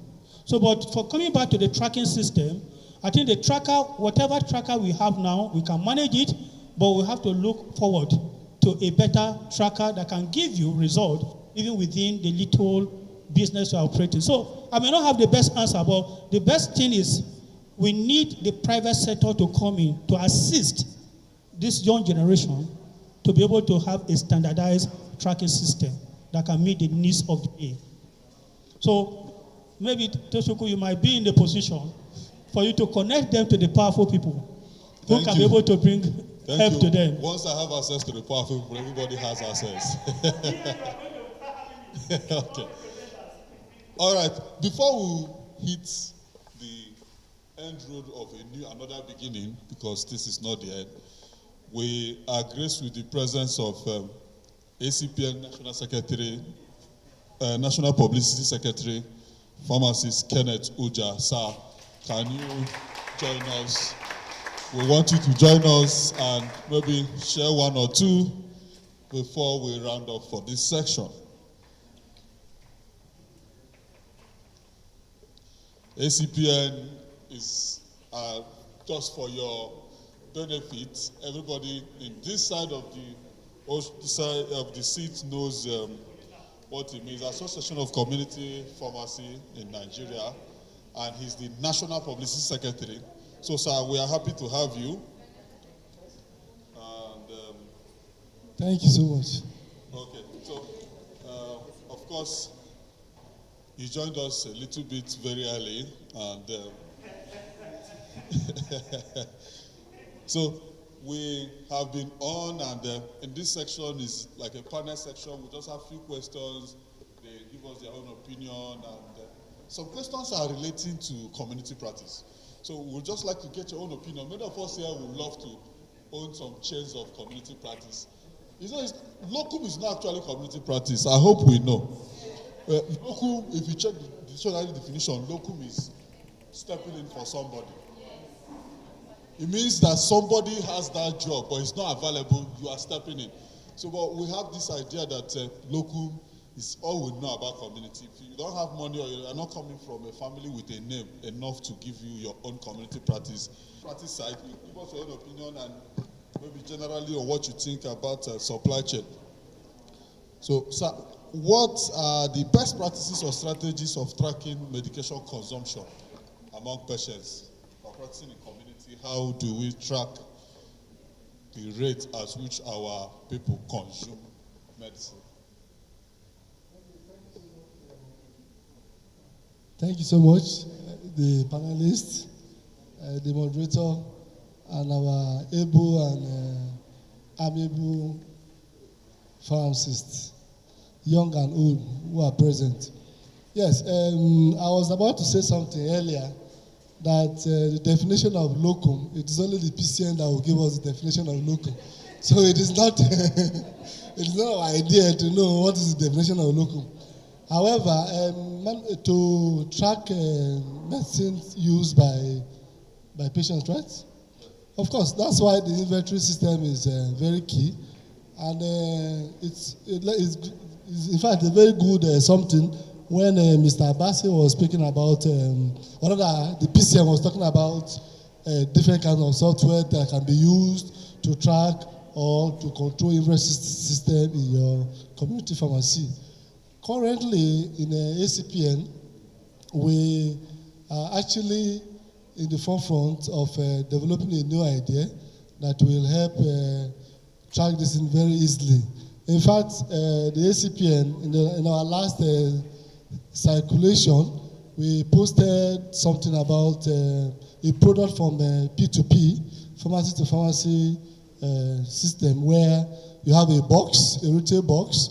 This retail box comprises of a lot of arms, both the inventory management aspect, the cash, that's how to get your money, that is the POS aspect, as well as drug ordering system, all incorporated into a box. So with that kind of a system in place, you will be able to easily track For example, if a patient comes to your premises and you have entered Clemac very well using, for example, our healthsap.com, we have also an app also adopted by ACPN where you can clock 100% your clients, your patients, get all the record on ground, so that subsequently the app can send reminder to the client.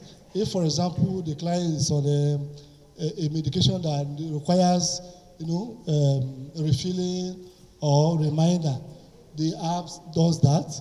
So when you incorporate the app into that retail box, you discover that you can easily track. Let's say my name is Kenneth.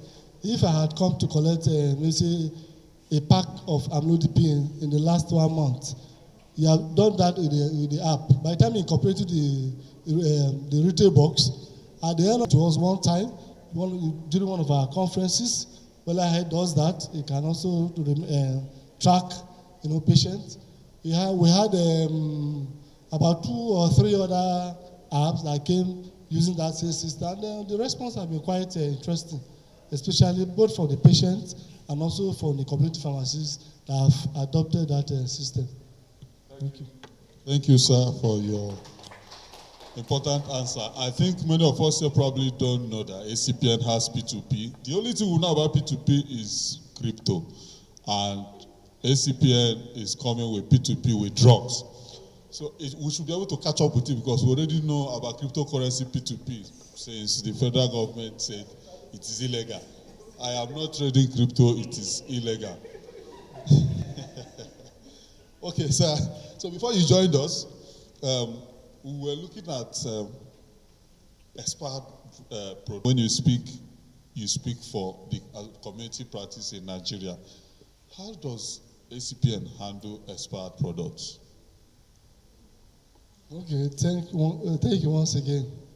In the panelists, I would have loved if NAFDAC or a representative of NAFDAC was here, because in some aspects of our practice, there are some key sectors that should always be available in some of those things.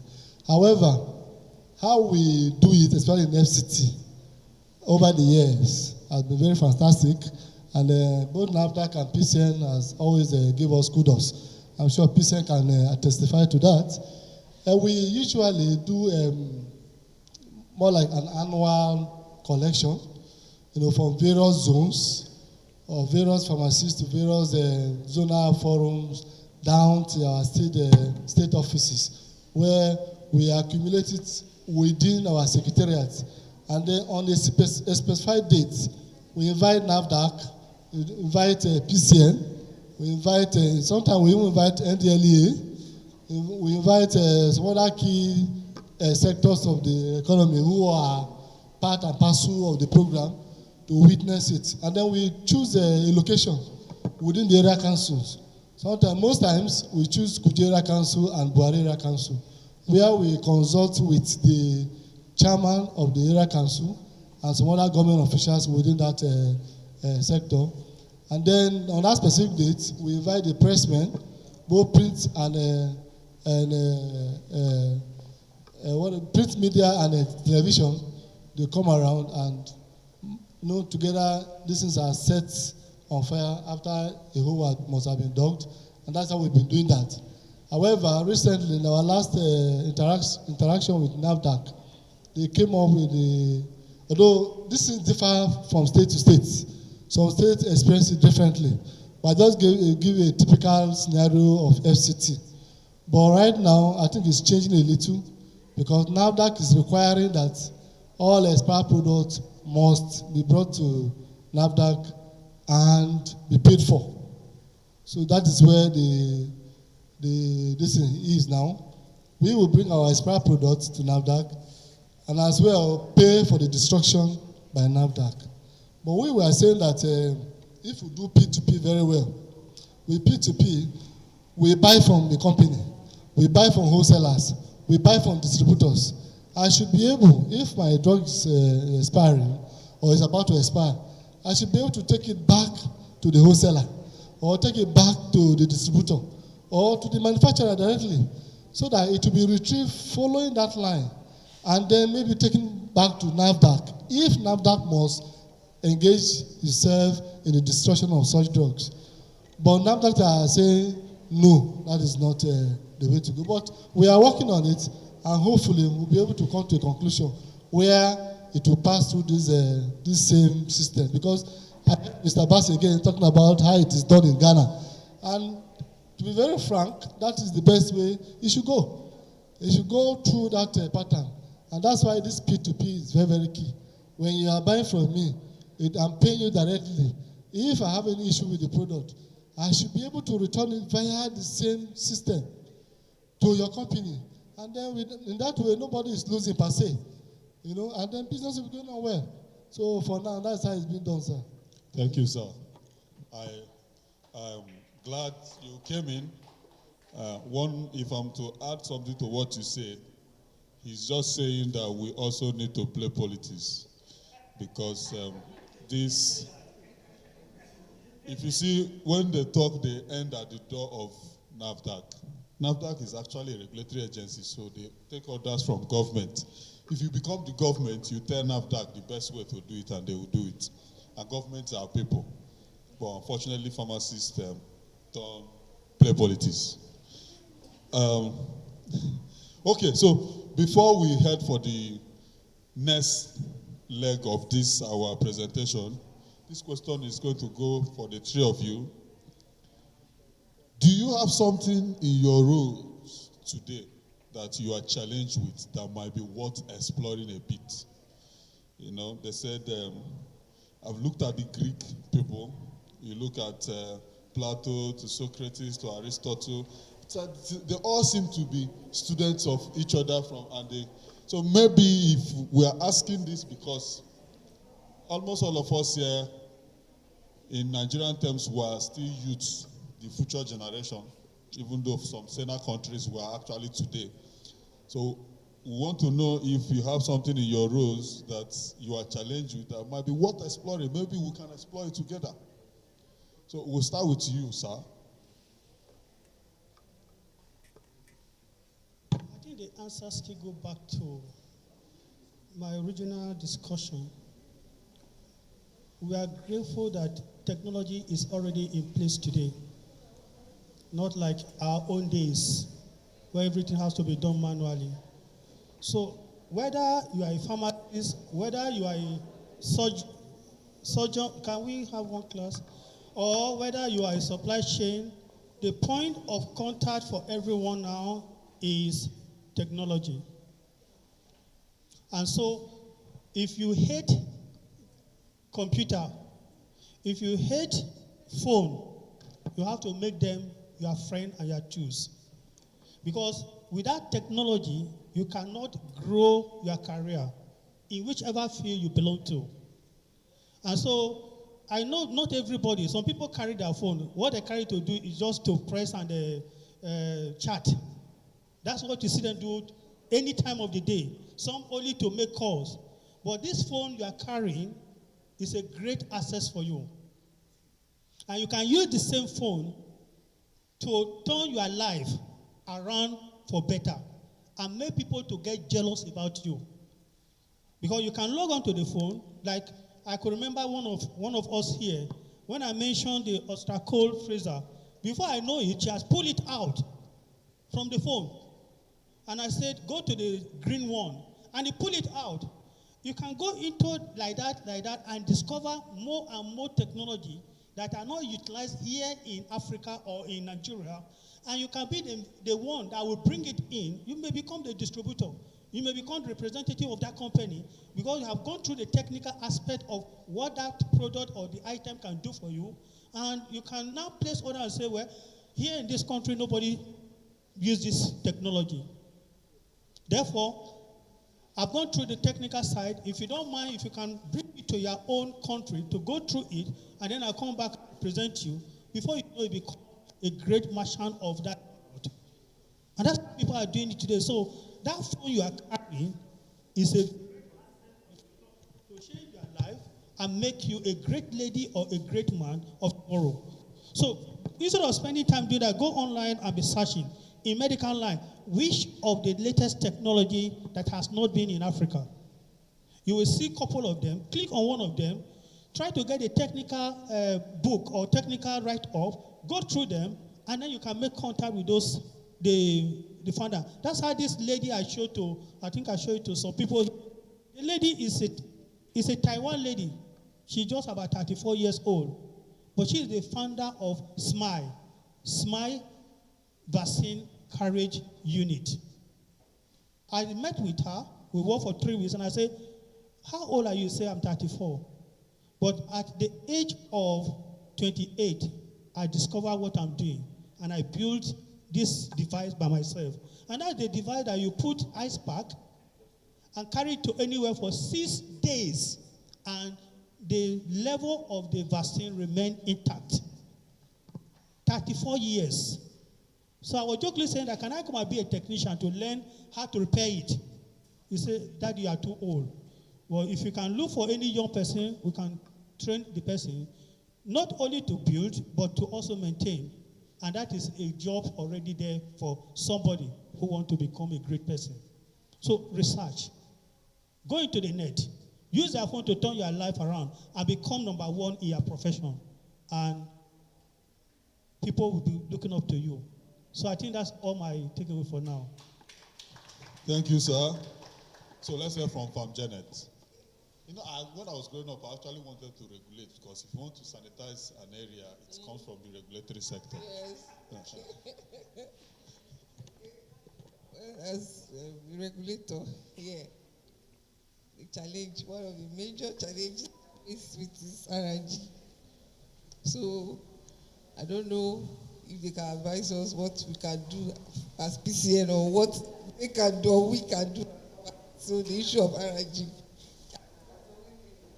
But talking about all these beautiful services that pharmacists provide, but when the person is not there, you are now exchanging yourself, and level of care will not be accessed by public. So I don't know if they have any advice or any formula for RNG. Okay, PCN is actually posing their own problem. They say it's a problem we created, and that's the problem of RNG. So I think we are going to explore this RNG problem on the day we'll have a tete-a-tete with PCN. So let's go to ACPN. ACPN. Okay, that's a very good one. I share the issue of PCN. And as I'm looking at all our faces here, between man and God, if I bring, is it Ogun? I've been Amadio here now. Nobody will come touch him. Say he doesn't know what is RNG. Or he's not, I can't think.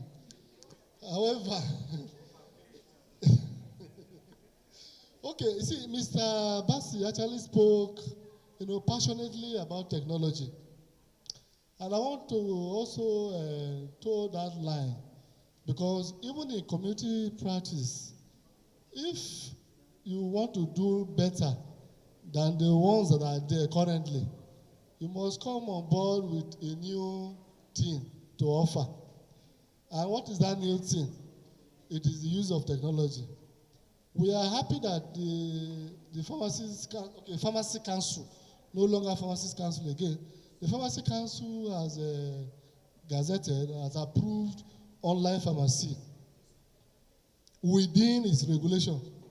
So with your online pharmacy, as a young pharmacist, all you need to do, you don't need 30 square meter. I don't know if PCN will correct me on that, but I'm sure you don't need 30 square meter for you to open a pharmacy any longer. So with the appropriate technology, you can venture into this aspect. The other aspect I want to talk about is the fact that, this fintech is another boom in our economy. And the reason is very, very clear. A lot of Nigerians are actually not bankable, and a lot of us are not banking, whether you like it or yes. That's the reality on ground. Secondly, the hurdle that you pass through when you go to the real commercial bank are so much, to the point that before you say, Jack, you are tired, you are discouraged, you don't want to continue with it.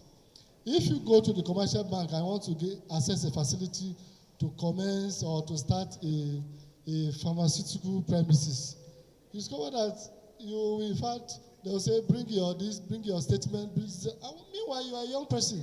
How do you go about bringing statement when you have not even had a serious thing in your account?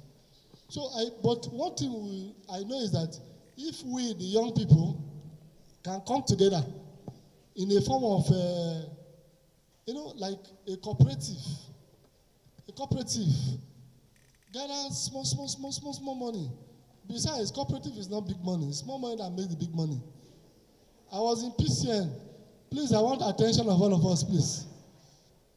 I was in PCN one day, and the former zonal coordinator, FCT, called me aside and said, Pharmacist Kenneth, I heard that ACPN are doing or just launched their cooperative. Please enter. I said, why? He said, the house is built, cooperative. The car he bought for himself, cooperative. The one he bought for the wife, cooperative. The one he bought for the son, that's the first child, cooperative. And in fact, he's preparing something mega because he will soon retire. He's still cooperative. What am I trying to say? You may not do it the local way that maybe we, the older people, are doing. You can come together in the form of fintech. Fintech, I'm sure most of you know Carbon. I saw Wise in Mr. Bass's hand. Wise, there are so many of them. They are actually a group of persons that pull money together. And by the time you do 1, 2, 1, 2, 1, 2, before you know it, you'll be to get external support from outside. And that is how people like Fruitawave have become a brand name in Nigeria, a household name, because of that. So we can pull together every month, every year. You have yourself a cluster. How do we do this thing? And I know all of you are technologically savvy. You put together and begin to start something. You need to do something. Before I say Jack Robinson, this pharmacy that I'm saying take paracetamol, take this, you may not do that. And you'll be far higher than me. I may not be using your product. So please, let us take this issue of technology as serious as our life. Very, very serious. We can do so many things with it. And even if you are into community pharmacy and you incorporate it 100% in your premises, your practice will be different. You may not be selling 1 naira in the premise physically, but what you are selling via internet connections and whatever is much more than somebody who is selling 100,000, 200,000 every day in the pharmacy. Just one call, you can sell a product worth 1 million naira. Just a product. You don't have it in your pharmacy, but the moment you get a call, you call PCN or you call Mr. Bassi, you call me, and that's how you make your money. You don't need cash to do that. Thank you very much. Thank you. Thank you so much. Okay. Just to correct the issue of the online pharmacy. For now, you still need the physical. So the online is more or less the branch of the physical. So we have not got it to that level yet, but hopefully in the future. To start regulating, so that we always fix it. So the next section, first I want to thank our panelists, but they are still our panelists, so they are still going to be here with us.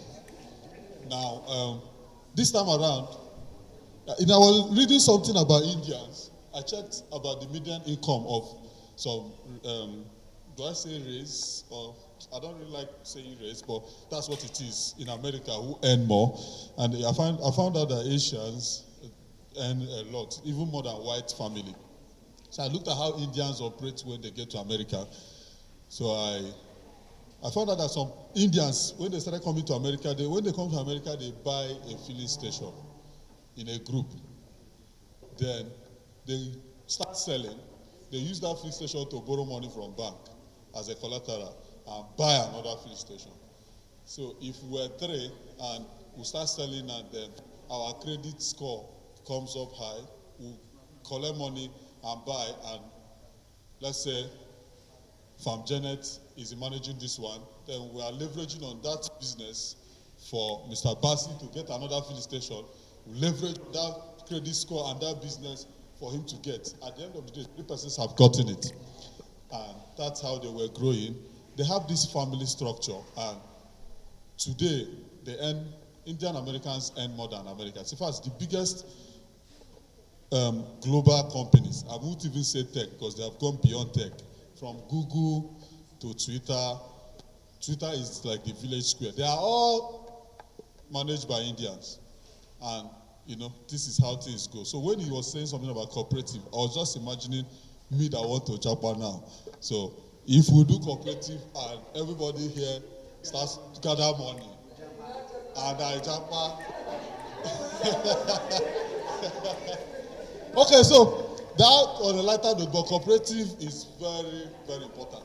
So the next section is going to be with us. We will have to test our imagination. We'll be sitting down and hearing, and this is pharmacists, and it's important we talk. So I'm going to get into us, and after we are done giving our own opinion, they will say 1 or 2, and that's a wrap. Abi? Okay, so from amongst us, I would like a lady first, but I'm open to any. If you had money to invest in a stronger farmer network, what would it look like? Just make it brief. Raise your hand, and I'll give you the mic. If you have money to invest in a stronger farmer network, what would it look like? Anybody? Anybody? I know we share complaints in our community practice. There are ways we want some things to be done. When I used to do community practice, I always have problem with the lead time. When you say you don't have this drug, from the time it takes to get to you from the warehouse or wherever you are getting it, that's where my problem is. So now that I'm kind of part of the people who can bridge or expand lead time, I always make sure that if I tell you something is coming to you by 3, it will come. If it's not coming, you will know before 3. So if you have money to invest, what would it look like? I need from the audience, we have to be part of this. You want to say something?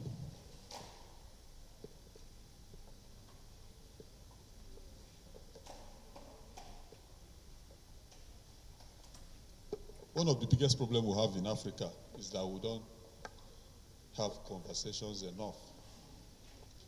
Yes, we shout at each other. That's why if you make mistake on the road, somebody will tell you the name of your grandfather.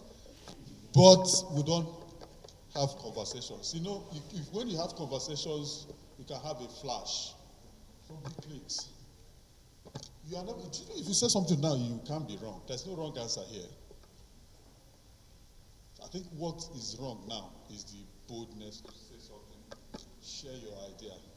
Let me hear it. Let us hear it. Maybe somebody can. Also, one day on WhatsApp, we were talking something, and I was like, what if I buy a car and I'm a boat driver? I get a complimentary card, and I put some drugs. And I was actually targeting sex workers. Yes. And I'm like, okay, if I'm a boat driver and I drive at night, and I'm selling condoms, quality ones, because if we can't stop them from having sex, we protect them when they have sex. So, and then I'll put something in my vehicle that says mobile pharmacy, which means you can actually ask for emergency contraceptives. I would say that, but without doctor's prescription, I won't give you the other one. So it's better to prevent the baby from forming.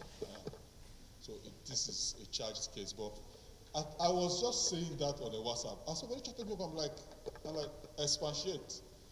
So I started telling him how it could look like. If I had money to do how it would look like, maybe Mr. Bassi would be saying that he met somebody in Nigeria that he's in his 20s. And when he told him, how does he do it? He said, bring somebody that is young. That's how these things work. So I'm hoping that somebody will share it. If you have money to invest, what would the former network look like? I know people's names. Back then, when I was a politician, it's one rule that you have to know people's name. Because if you see a girl and you say, you've lost that vote. So who is talking? Thank you. I always know that it's one person that will open the door. Yeah. My name is Bethel, KK Bethel. Before this company, I can't remember the name exactly, they work like Zipline. But they are currently in Nigeria now. I think they've been operating for the past 1 year. About use of drone in drug delivery. In fact, when I was in my 3rd year, that was a presentation I made in one hackathon competition I attended, and we won the hackathon competition. But I didn't know that as I was thinking, somebody was bringing it to life, you know. But they have lapses in what they have currently, which we will correct. And I wouldn't want to disclose in this meeting. Invest in a farmer network. There is problem with dispensing, especially for some anti-diabetic drugs and for some pain relieving medications that patients can abuse. So we've developed a device. We have the blueprint of the device, but we don't have an extract yet, like a copy of it. But we've developed the blueprint where this device dispenses the medication to the patient at the exact time. This device will help to counter the issue of wrong dose medication. It also helps to counter the effect of taking drugs at the wrong time, and then counters the effect of abuse of medications too. So, you know, that is a device that releases the medication at the right time for the right patients, you know. So yeah, thank you. Thank you very much. We can clap for him.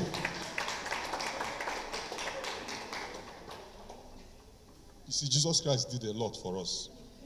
But you know someone else who also did a lot? Is a forerunner. It is very hard to be a forerunner. So, like, it was tough for John that even when Jesus came, he started doubting Jesus. For him to stand up to say something first, it is not easy. You know, what he's saying is very important. I remember in Lagos, somebody bought TS drug. Okay, let's say Pialazine. And they told him to take 1 daily. But you know, she's used to Pialazine, 9 tablets, 3 daily. This woman went and swallowed TS, the 3 at once. And the next day, she came running to the pharmacy. She has taken not just overdose, but something more than overdose. And, you know, we had to start combining one of it, because it was like the drug is finished. She was about arguing that she was not giving enough, because it's supposed to be 3 days. And that was happening. So when he said he's looking at, he will invest in something that can automate dosing, that would sound beautiful. So I would be happy to get a lady. You know why I'm supporting women? I have sisters. And I'm not scared of competition. In fact, being a boy in Africa, it has always been that. So I know that it's normal. So now I'm supporting ladies so they develop what it takes, because if women should govern this world, I have sisters that are going to get a share from it. So it's just more like partly selfish and partly anything. So anywhere I am, I support ladies. I remember telling people when we were leaving school to get a female past president, and they wanted to murder me. So I need a woman to say something. Are we getting anything from any woman? Okay, if we are not, you see why Nigerians, the people who govern Nigeria, are old men, not even young people. So the next question, I think all of us agree on cooperative. The next question is, how can pharmacists collaborate to surmount challenges? Some of us know that if we cooperate, more money will be there, we can stop drugs. So let's move faster. So What do we think is the problem with technology in our farmer space? Why is it becoming hard to adopt technology? Why? Can we make this snappy so we can wrap up? Why? What are the challenges in adopting technology in our practice in Nigeria?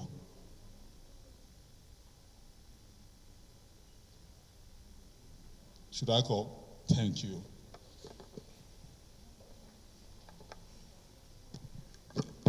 Good afternoon, everybody. I am Aziz by name. One of the major challenges to technology in our farmer space is resources, money specifically. Like he said, he wants to develop something that is very useful, but the resources is not available. I remember some of my colleagues created an app one time for community pharmacy. But most community pharmacies are not ready to patronize because they think, okay, I need to pay for this. So the first restriction is the resources.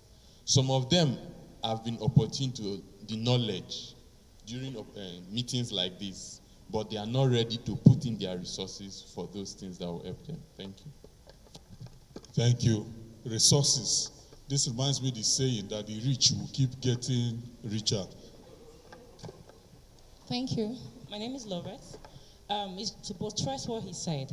It's not about people not wanting to invest. Okay, one, you might not even have. Is there a platform that even the government could help people to access loan? Those are the things we should also look at for. Because, okay, let me say, because, those in the UK, let's say, for instance, for those studying in the UK, there's what we call student loan. But in Nigeria, do we have that opportunity? No, let's be sincere. Let's be realistic.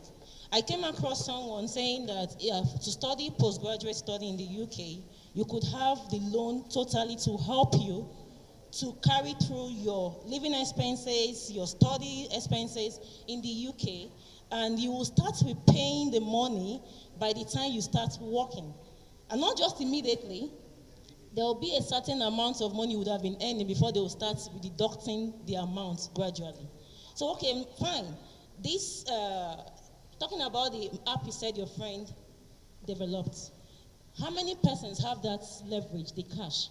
Okay, as a young pharmacist, first, your parents, they've struggled to send you to school.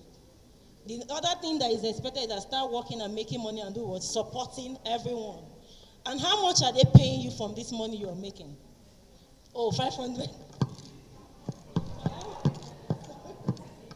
Do you understand? So these are things we should also look out for beyond the money and the leverage, the technology aspect. So a lot of people still believe that thing is not my thing. It's not my thing. That after all, if I can just hustle and get one or two. Beyond that one or two, okay, during the little session, they said we should leverage, interact, network. Sorry to say, a lot of us could not do that. I'm sorry. A lot of us did not do that. But then it helps. God will help us. Okay, thank you.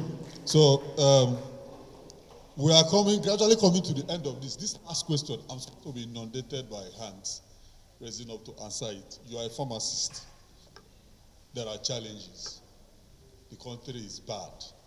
It's not just bad for pharmacists. You see, everybody here now, I'm not going to tell you what to do in 2023. Do your worst. Yes, if you do your worst, even if you leave this country, your family is here. If you don't care about your family or you are taking all of them, your relatives are here. If you don't care about them, let me tell you the miracle. Do you know why racism will never go? Because Africa is poor. As long as Nigeria is in this state, nobody is going to respect the black skin. Even if South Africa they should become a Dubai. South Africa is not the real black. The real black is sub-Saharan Africa. If you go to South Africa, they have white, so they might respect them, but they will not respect you. You see, once you keep having Somalia the way it is, Nigeria the way it is, do you know why they respect Asians now? Because of Asian tigers. I'll tell you, kidnap a Chinese and watch what they will do. Or treat a Chinese person bad. You know, UK recently said, it's unfortunate it's even children of immigrants that are doing it. They said Nigerians bring dependence so much. Indians bring dependence so much. Guess the magic. UK want to sign a trade deal with India, and Indians are not happy about that statement.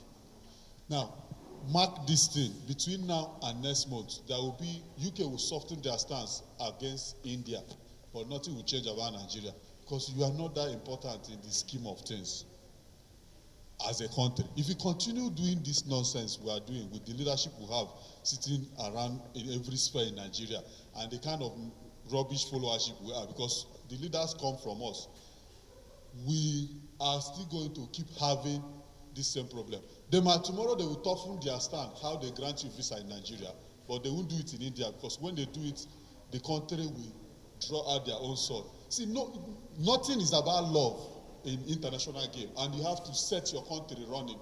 Respect is earned. You have 220-something million. In fact, we are not counting ourselves. We might even be more than the estimate. And we cannot bargain. Do you know West Africa is supposed to be our backyard? The entire West Africa is our backyard. Then, even the countries that don't do better than us, like Ghana, how many persons are in Ghana? How many persons are in Lagos? Like, count the whole Ghana, even the animals and the chicken they have. Is it up to people that are in Lagos?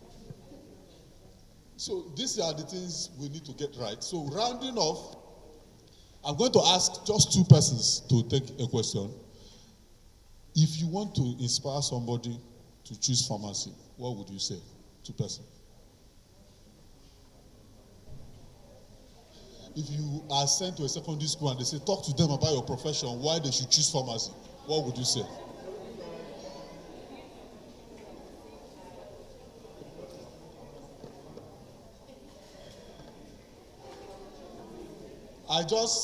I have 2 minutes for this question.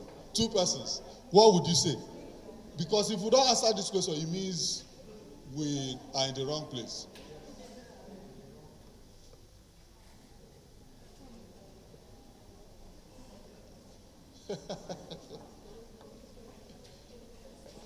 Thank you.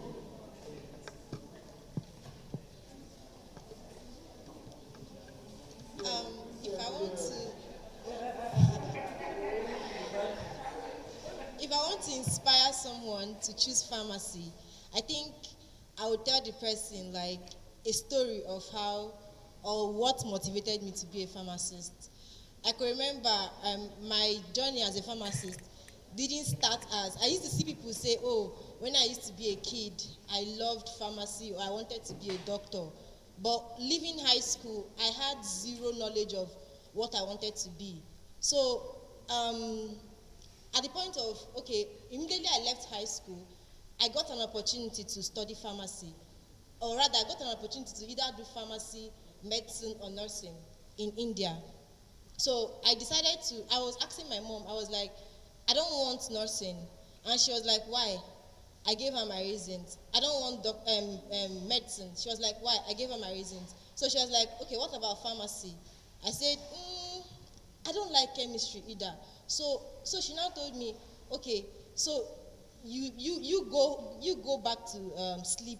Tomorrow you tell me like the reason why you would want to study anything you would want to study and make your choice. So the following day, or rather like at night, I was like, okay, India, medicine, pharmacy, okay. I mean, why is it that a lot of people like travel all the way from Nigeria to India for transplants? In fact, they say that Indian drugs are the best, according to what we were told then. So I was like, okay, I woke up in the morning, I was like, Mommy, I think I would choose pharmacy because Indians, like, whenever you mention drugs, you should know what comes in mind is India. So that was how, like, I decided to go for pharmacy because I really wanted to see the reasons why Nigerians would leave our country to migrate to India just to get, like, a good healthcare though. So I think this is my reasons. First of all, I chose pharmacy because people's Nigeria is really like a country that has low, in fact, anything that has to do with health, drugs, Nigerians, we are not trying at all. So I chose pharmacy because I want a better nation. I want to be able to provide drugs for every citizen in the country. Thank you. Thank you so much. She chose pharmacy because she wants to make the changes. People like Emzo, Juhel, all these people. Thank you. Yeah, thank you for this. If I have opportunity to advise someone to become a pharmacist, I will first of all get the person informed about the areas of pharmacy, areas in pharmacy that one can practice, because pharmacy is one of the healthcare profession that has so many areas.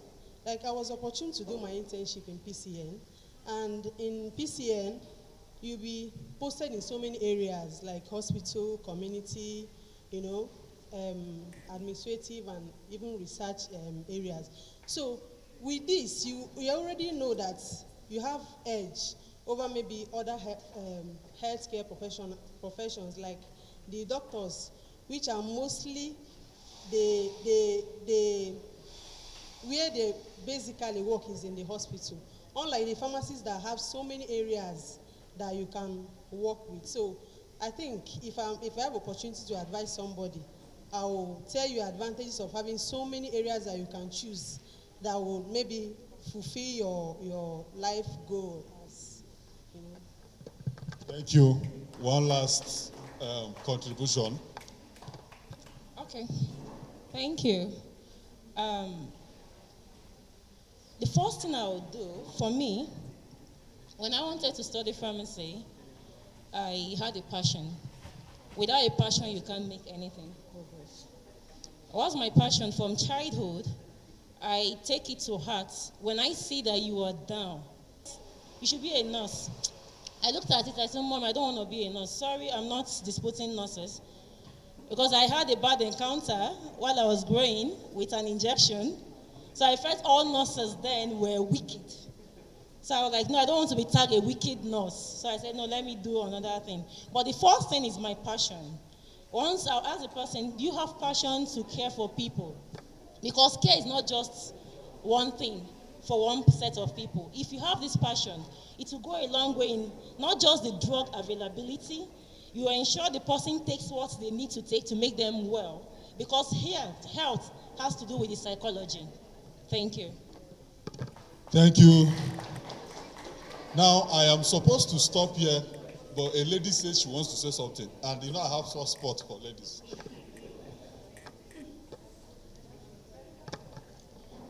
Hi, I'm Lumi. So basically, I have a mentor, pharmacist Peace, and she says the pharmacy profession is beyond you.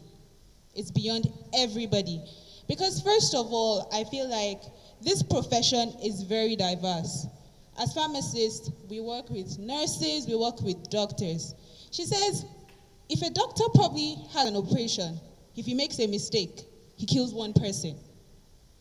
If a pharmacist makes a mistake in maybe compounding a drug, a medication, and it goes in the public, it kills millions of children. There's a recent medication that has been going around. It's used for coughing children. There are so many.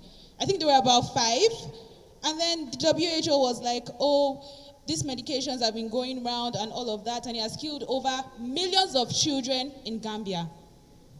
Now, the pharmacists that formulated those products are going to be in deep shit. That is just how sensitive our profession is. The profession is beyond each and every one of us, and every day we're just plays an important role. Doctors come to us for advice, nurses, everything.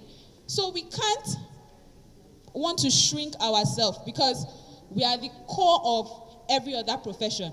Someone said to me one time, she said, what do you do? I said, I'm a pharmacist. She said, pharmacists, you people can't do anything. We can work anywhere. Put us in a community pharmacy, put us in a hospital, put us in an administrative department. We will deliver. So basically, that's just what I wanted to say. Thank you. I checked out something that they said. I think the person in charge of Jumia, marketing manager, or the CEO of Jumia is a pharmacist. The thing is that when you come out from pharmacy school, you are cooked. Everybody can eat you, from tech to health, anywhere. especially when you come out from pharmacy school in Nigeria. You know how it is, right? All these old profs will tell you it was harder during their own time. So, out of all this, I will end with my guy. He said he's a realist.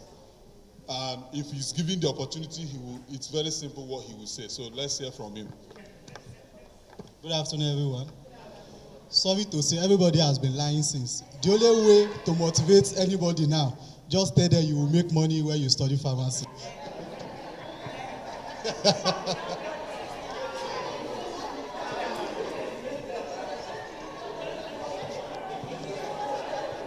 Hello, good afternoon all. Yeah, so I want to cement on what he said and what she said and then this other person. You know, pharmacists for a while have been battling with other healthcare providers. They say that you eat your money from the community pharmacy and still want to come and eat the money with us in the hospital. Now, the fact is, pharmacists have many untapped opportunities. I work as a pharmacist with PCN. And then from my little exposure, I found out that most of these big pharmacies that we see start from somewhere. And then first, you start as a local pharmacist. To me, I think it's an opportunity for you to learn from that person, not just for you to go and make that money. Now, I discussed with Quality Health when I went for internship monitoring there. He told me how he started there at Maraba. So if you know Maraba as it is today, it's still under Nasarawa State. Years back when he started, there were no pharmacies there, but there are patents around. Now, how can you compete with patents? You are a pharmacist, you have a certificate, and you have the experience. So now, going back to what I said, we have so many untapped opportunities. The goal of each and every country is to have a universal health coverage. That is sustainable development goal. Now, what's happened to your village? What happened to your local government? Most of the local governments you go around in this country, there are no pharmacies. What is the problem? I'm not now talking of even the ward level. I'm talking about the local government headquarters. We have 774. You're here in Abuja, struggling with an already established pharmacist. You cannot be able to secure at least a space to establish your own pharmacy. 200 meters differences. Now, so many people will think that that 200 meters is just a way to stop you from owning a pharmacy. Now, let me tell you this. It is to reduce cluster, and it is to ensure that drugs are evenly distributed.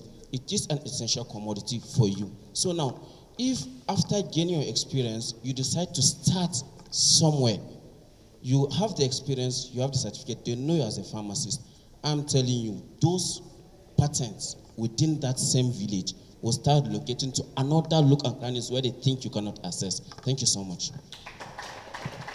Thank you. I'm happy, I would say it. I am happy we made it vibrant this time around. You see, if I ask that same question, you know what I would answer already, right? So, you see, the thing is that I am Igbo.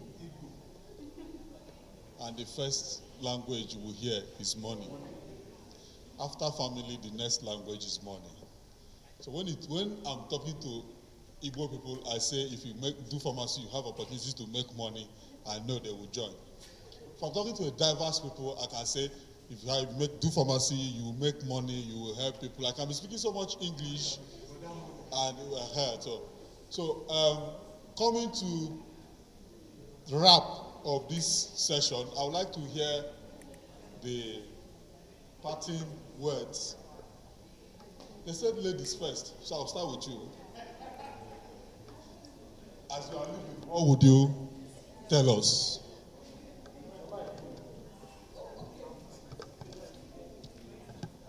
Thank you. Parting words. What I can say is that we should, whatever we are doing, because you must People don't even really want to practice pharmacy, and I think that's okay. You may have studied, you may have gained the knowledge, you want to use that knowledge in another area of service. Whatever we are, just do it well. That's what I have to say. Thank you. So whatever you want to do, do it well. Because at the end of the day, pharmacy will still be attached to your name. I will take you last. So I want to start from home to abroad. Okay. Can we have one house, please? You know, say me na looter. So if the house dey noisy, I go know. Make I stand up. Yes.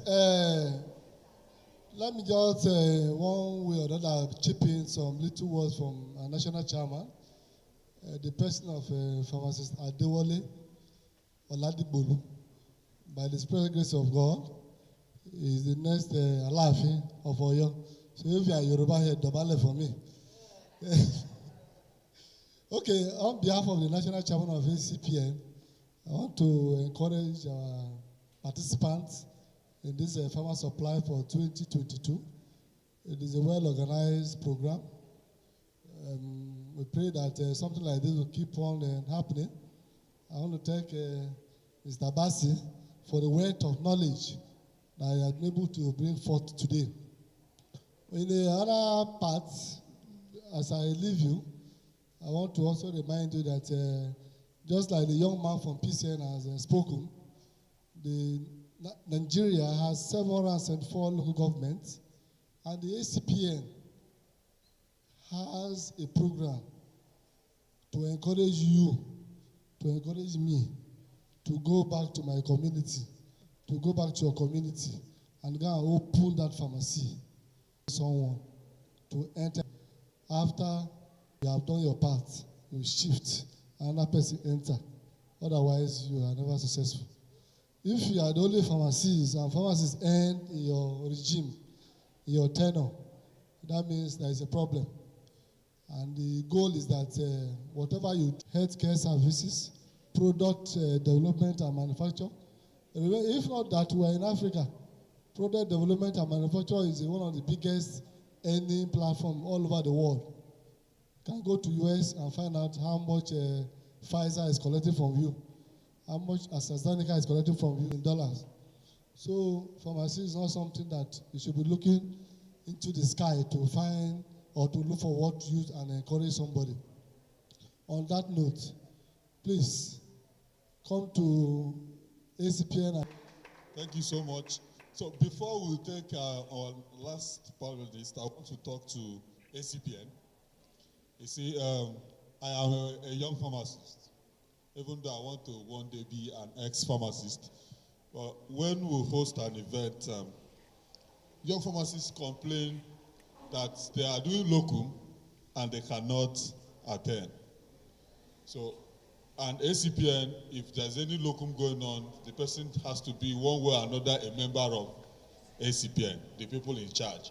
So if we want to encourage our young pharmacists to attend events, maybe ACPN will have a way of encouraging their members to release locumites to attend events. So that's what we want you to take back to them. Once they can say, okay, you can attend events, well, as long as they can prove it's the event they attended, they won't have a problem. I'm sure we'll have more young pharmacists. So let's take our last panelist, Mr. Bassi. Can we all, please, those that are looking back, this is just the final word.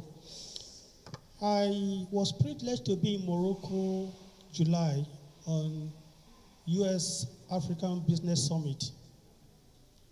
And right there, the Vice President of U.S. made a very remarkable point, which I still remember today, is that Africa always wait until crisis before they wake up to fight crisis.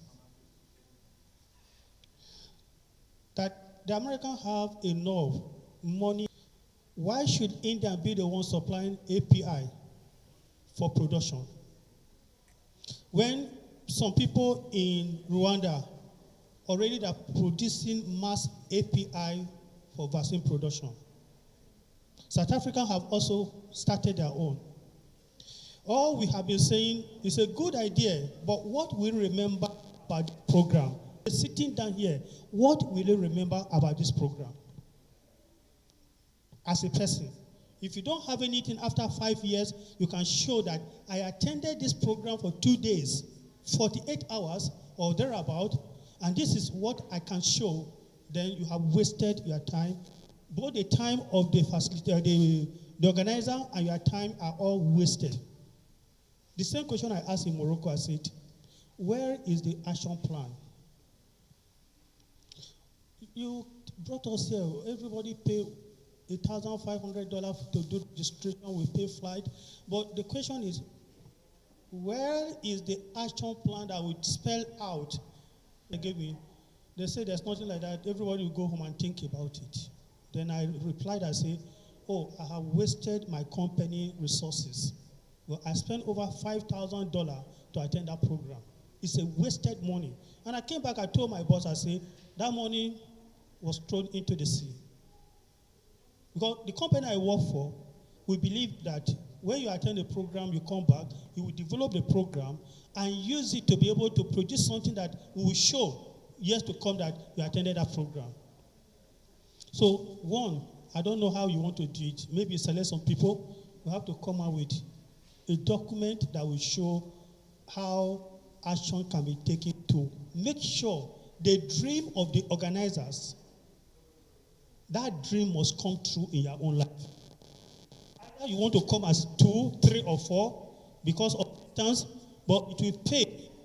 If I, for one, remember that I was in Abuja, I have to run away from Ghana to try and then make sure that I'm here physically, then I will hear your name on the newspaper that, this lady or this young man, this is what he has done, great thing, and maybe probably as a result of this event. So please, the organizer, they have to look for a way to get a paper that will tick and say, this is what we agreed to do with this team of people, this is what we have done. So we have an action plan that will guide us to fulfill the dream.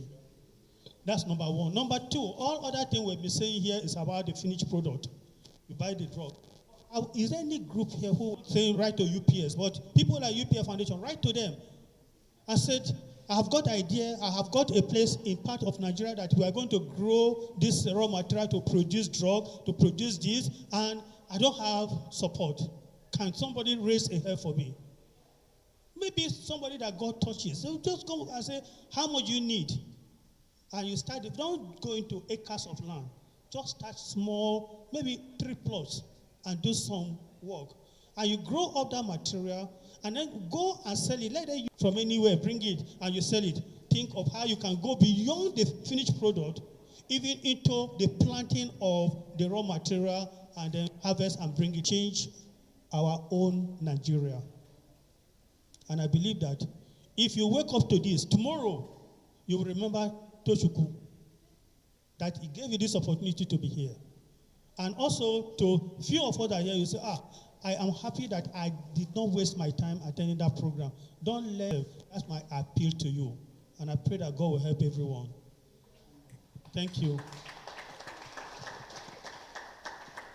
I assume we can do better than that. From ACPN to PCN to Mr. Bassi, we are grateful. So while they are taking pictures, I want to dash all of us one business idea. So I will invest. I'm not necessarily interested in being in charge. I just want to make money. So if Africa progresses the way it's supposed to progress, there will be African Free Trade Agreement, which means you will be having it very easy to move drugs around African countries, which means you can be producing in Nigeria and be selling in Ghana. And it is logistics system that is going to move the medications from Ghana to Nigeria. Political apparatchik, the financial war chest to run something like that. You can make a supply logistic company that can go across country. I would like to put my money there, even if it's 0.000%, so that I'm calculating that an undeveloped area will develop. A country that has massive, just let me know, we can put in any amount and we'll see how the Clemac Digitalhealth. Chima, can you hear me? Yes, I'm here. Physical here from my Oga at the committee. I assume the welfare will have a very good package for me, you know. They said each sound of voice you produce consumes 10 watts. To the YPG team executives that are here in personal and organizational capacity, like from Ola, YPG can keep these discussions going. So I want to charge us to keep discussing. The more we talk, the more the ideas. So thank you for coming. On behalf of my humble self, I'd say thank you for coming. Session. It was quite interesting. It was quite insightful. And thank you so much to everyone for attending. So like what Mr. Bassi said about developing an action plan, which is key. I really like all of us to work at talking of action plan and having came out as an idea program. Just imagine what would have happened if we have so I hope everybody have written their names on the list, because we're issuing now certificates for people in Janet and to get the action plan with a post events and feedback and comments from you, to know how we can also work together in respect to your respective careers, and of course as how it will impact Clemac Digitalhealth. So once again, thank you so much, everyone. Thank you, our panelists. Thank you, Tochukwu and the team. Thank you so much. From here, thank you so much and have a wonderful evening. Thank you.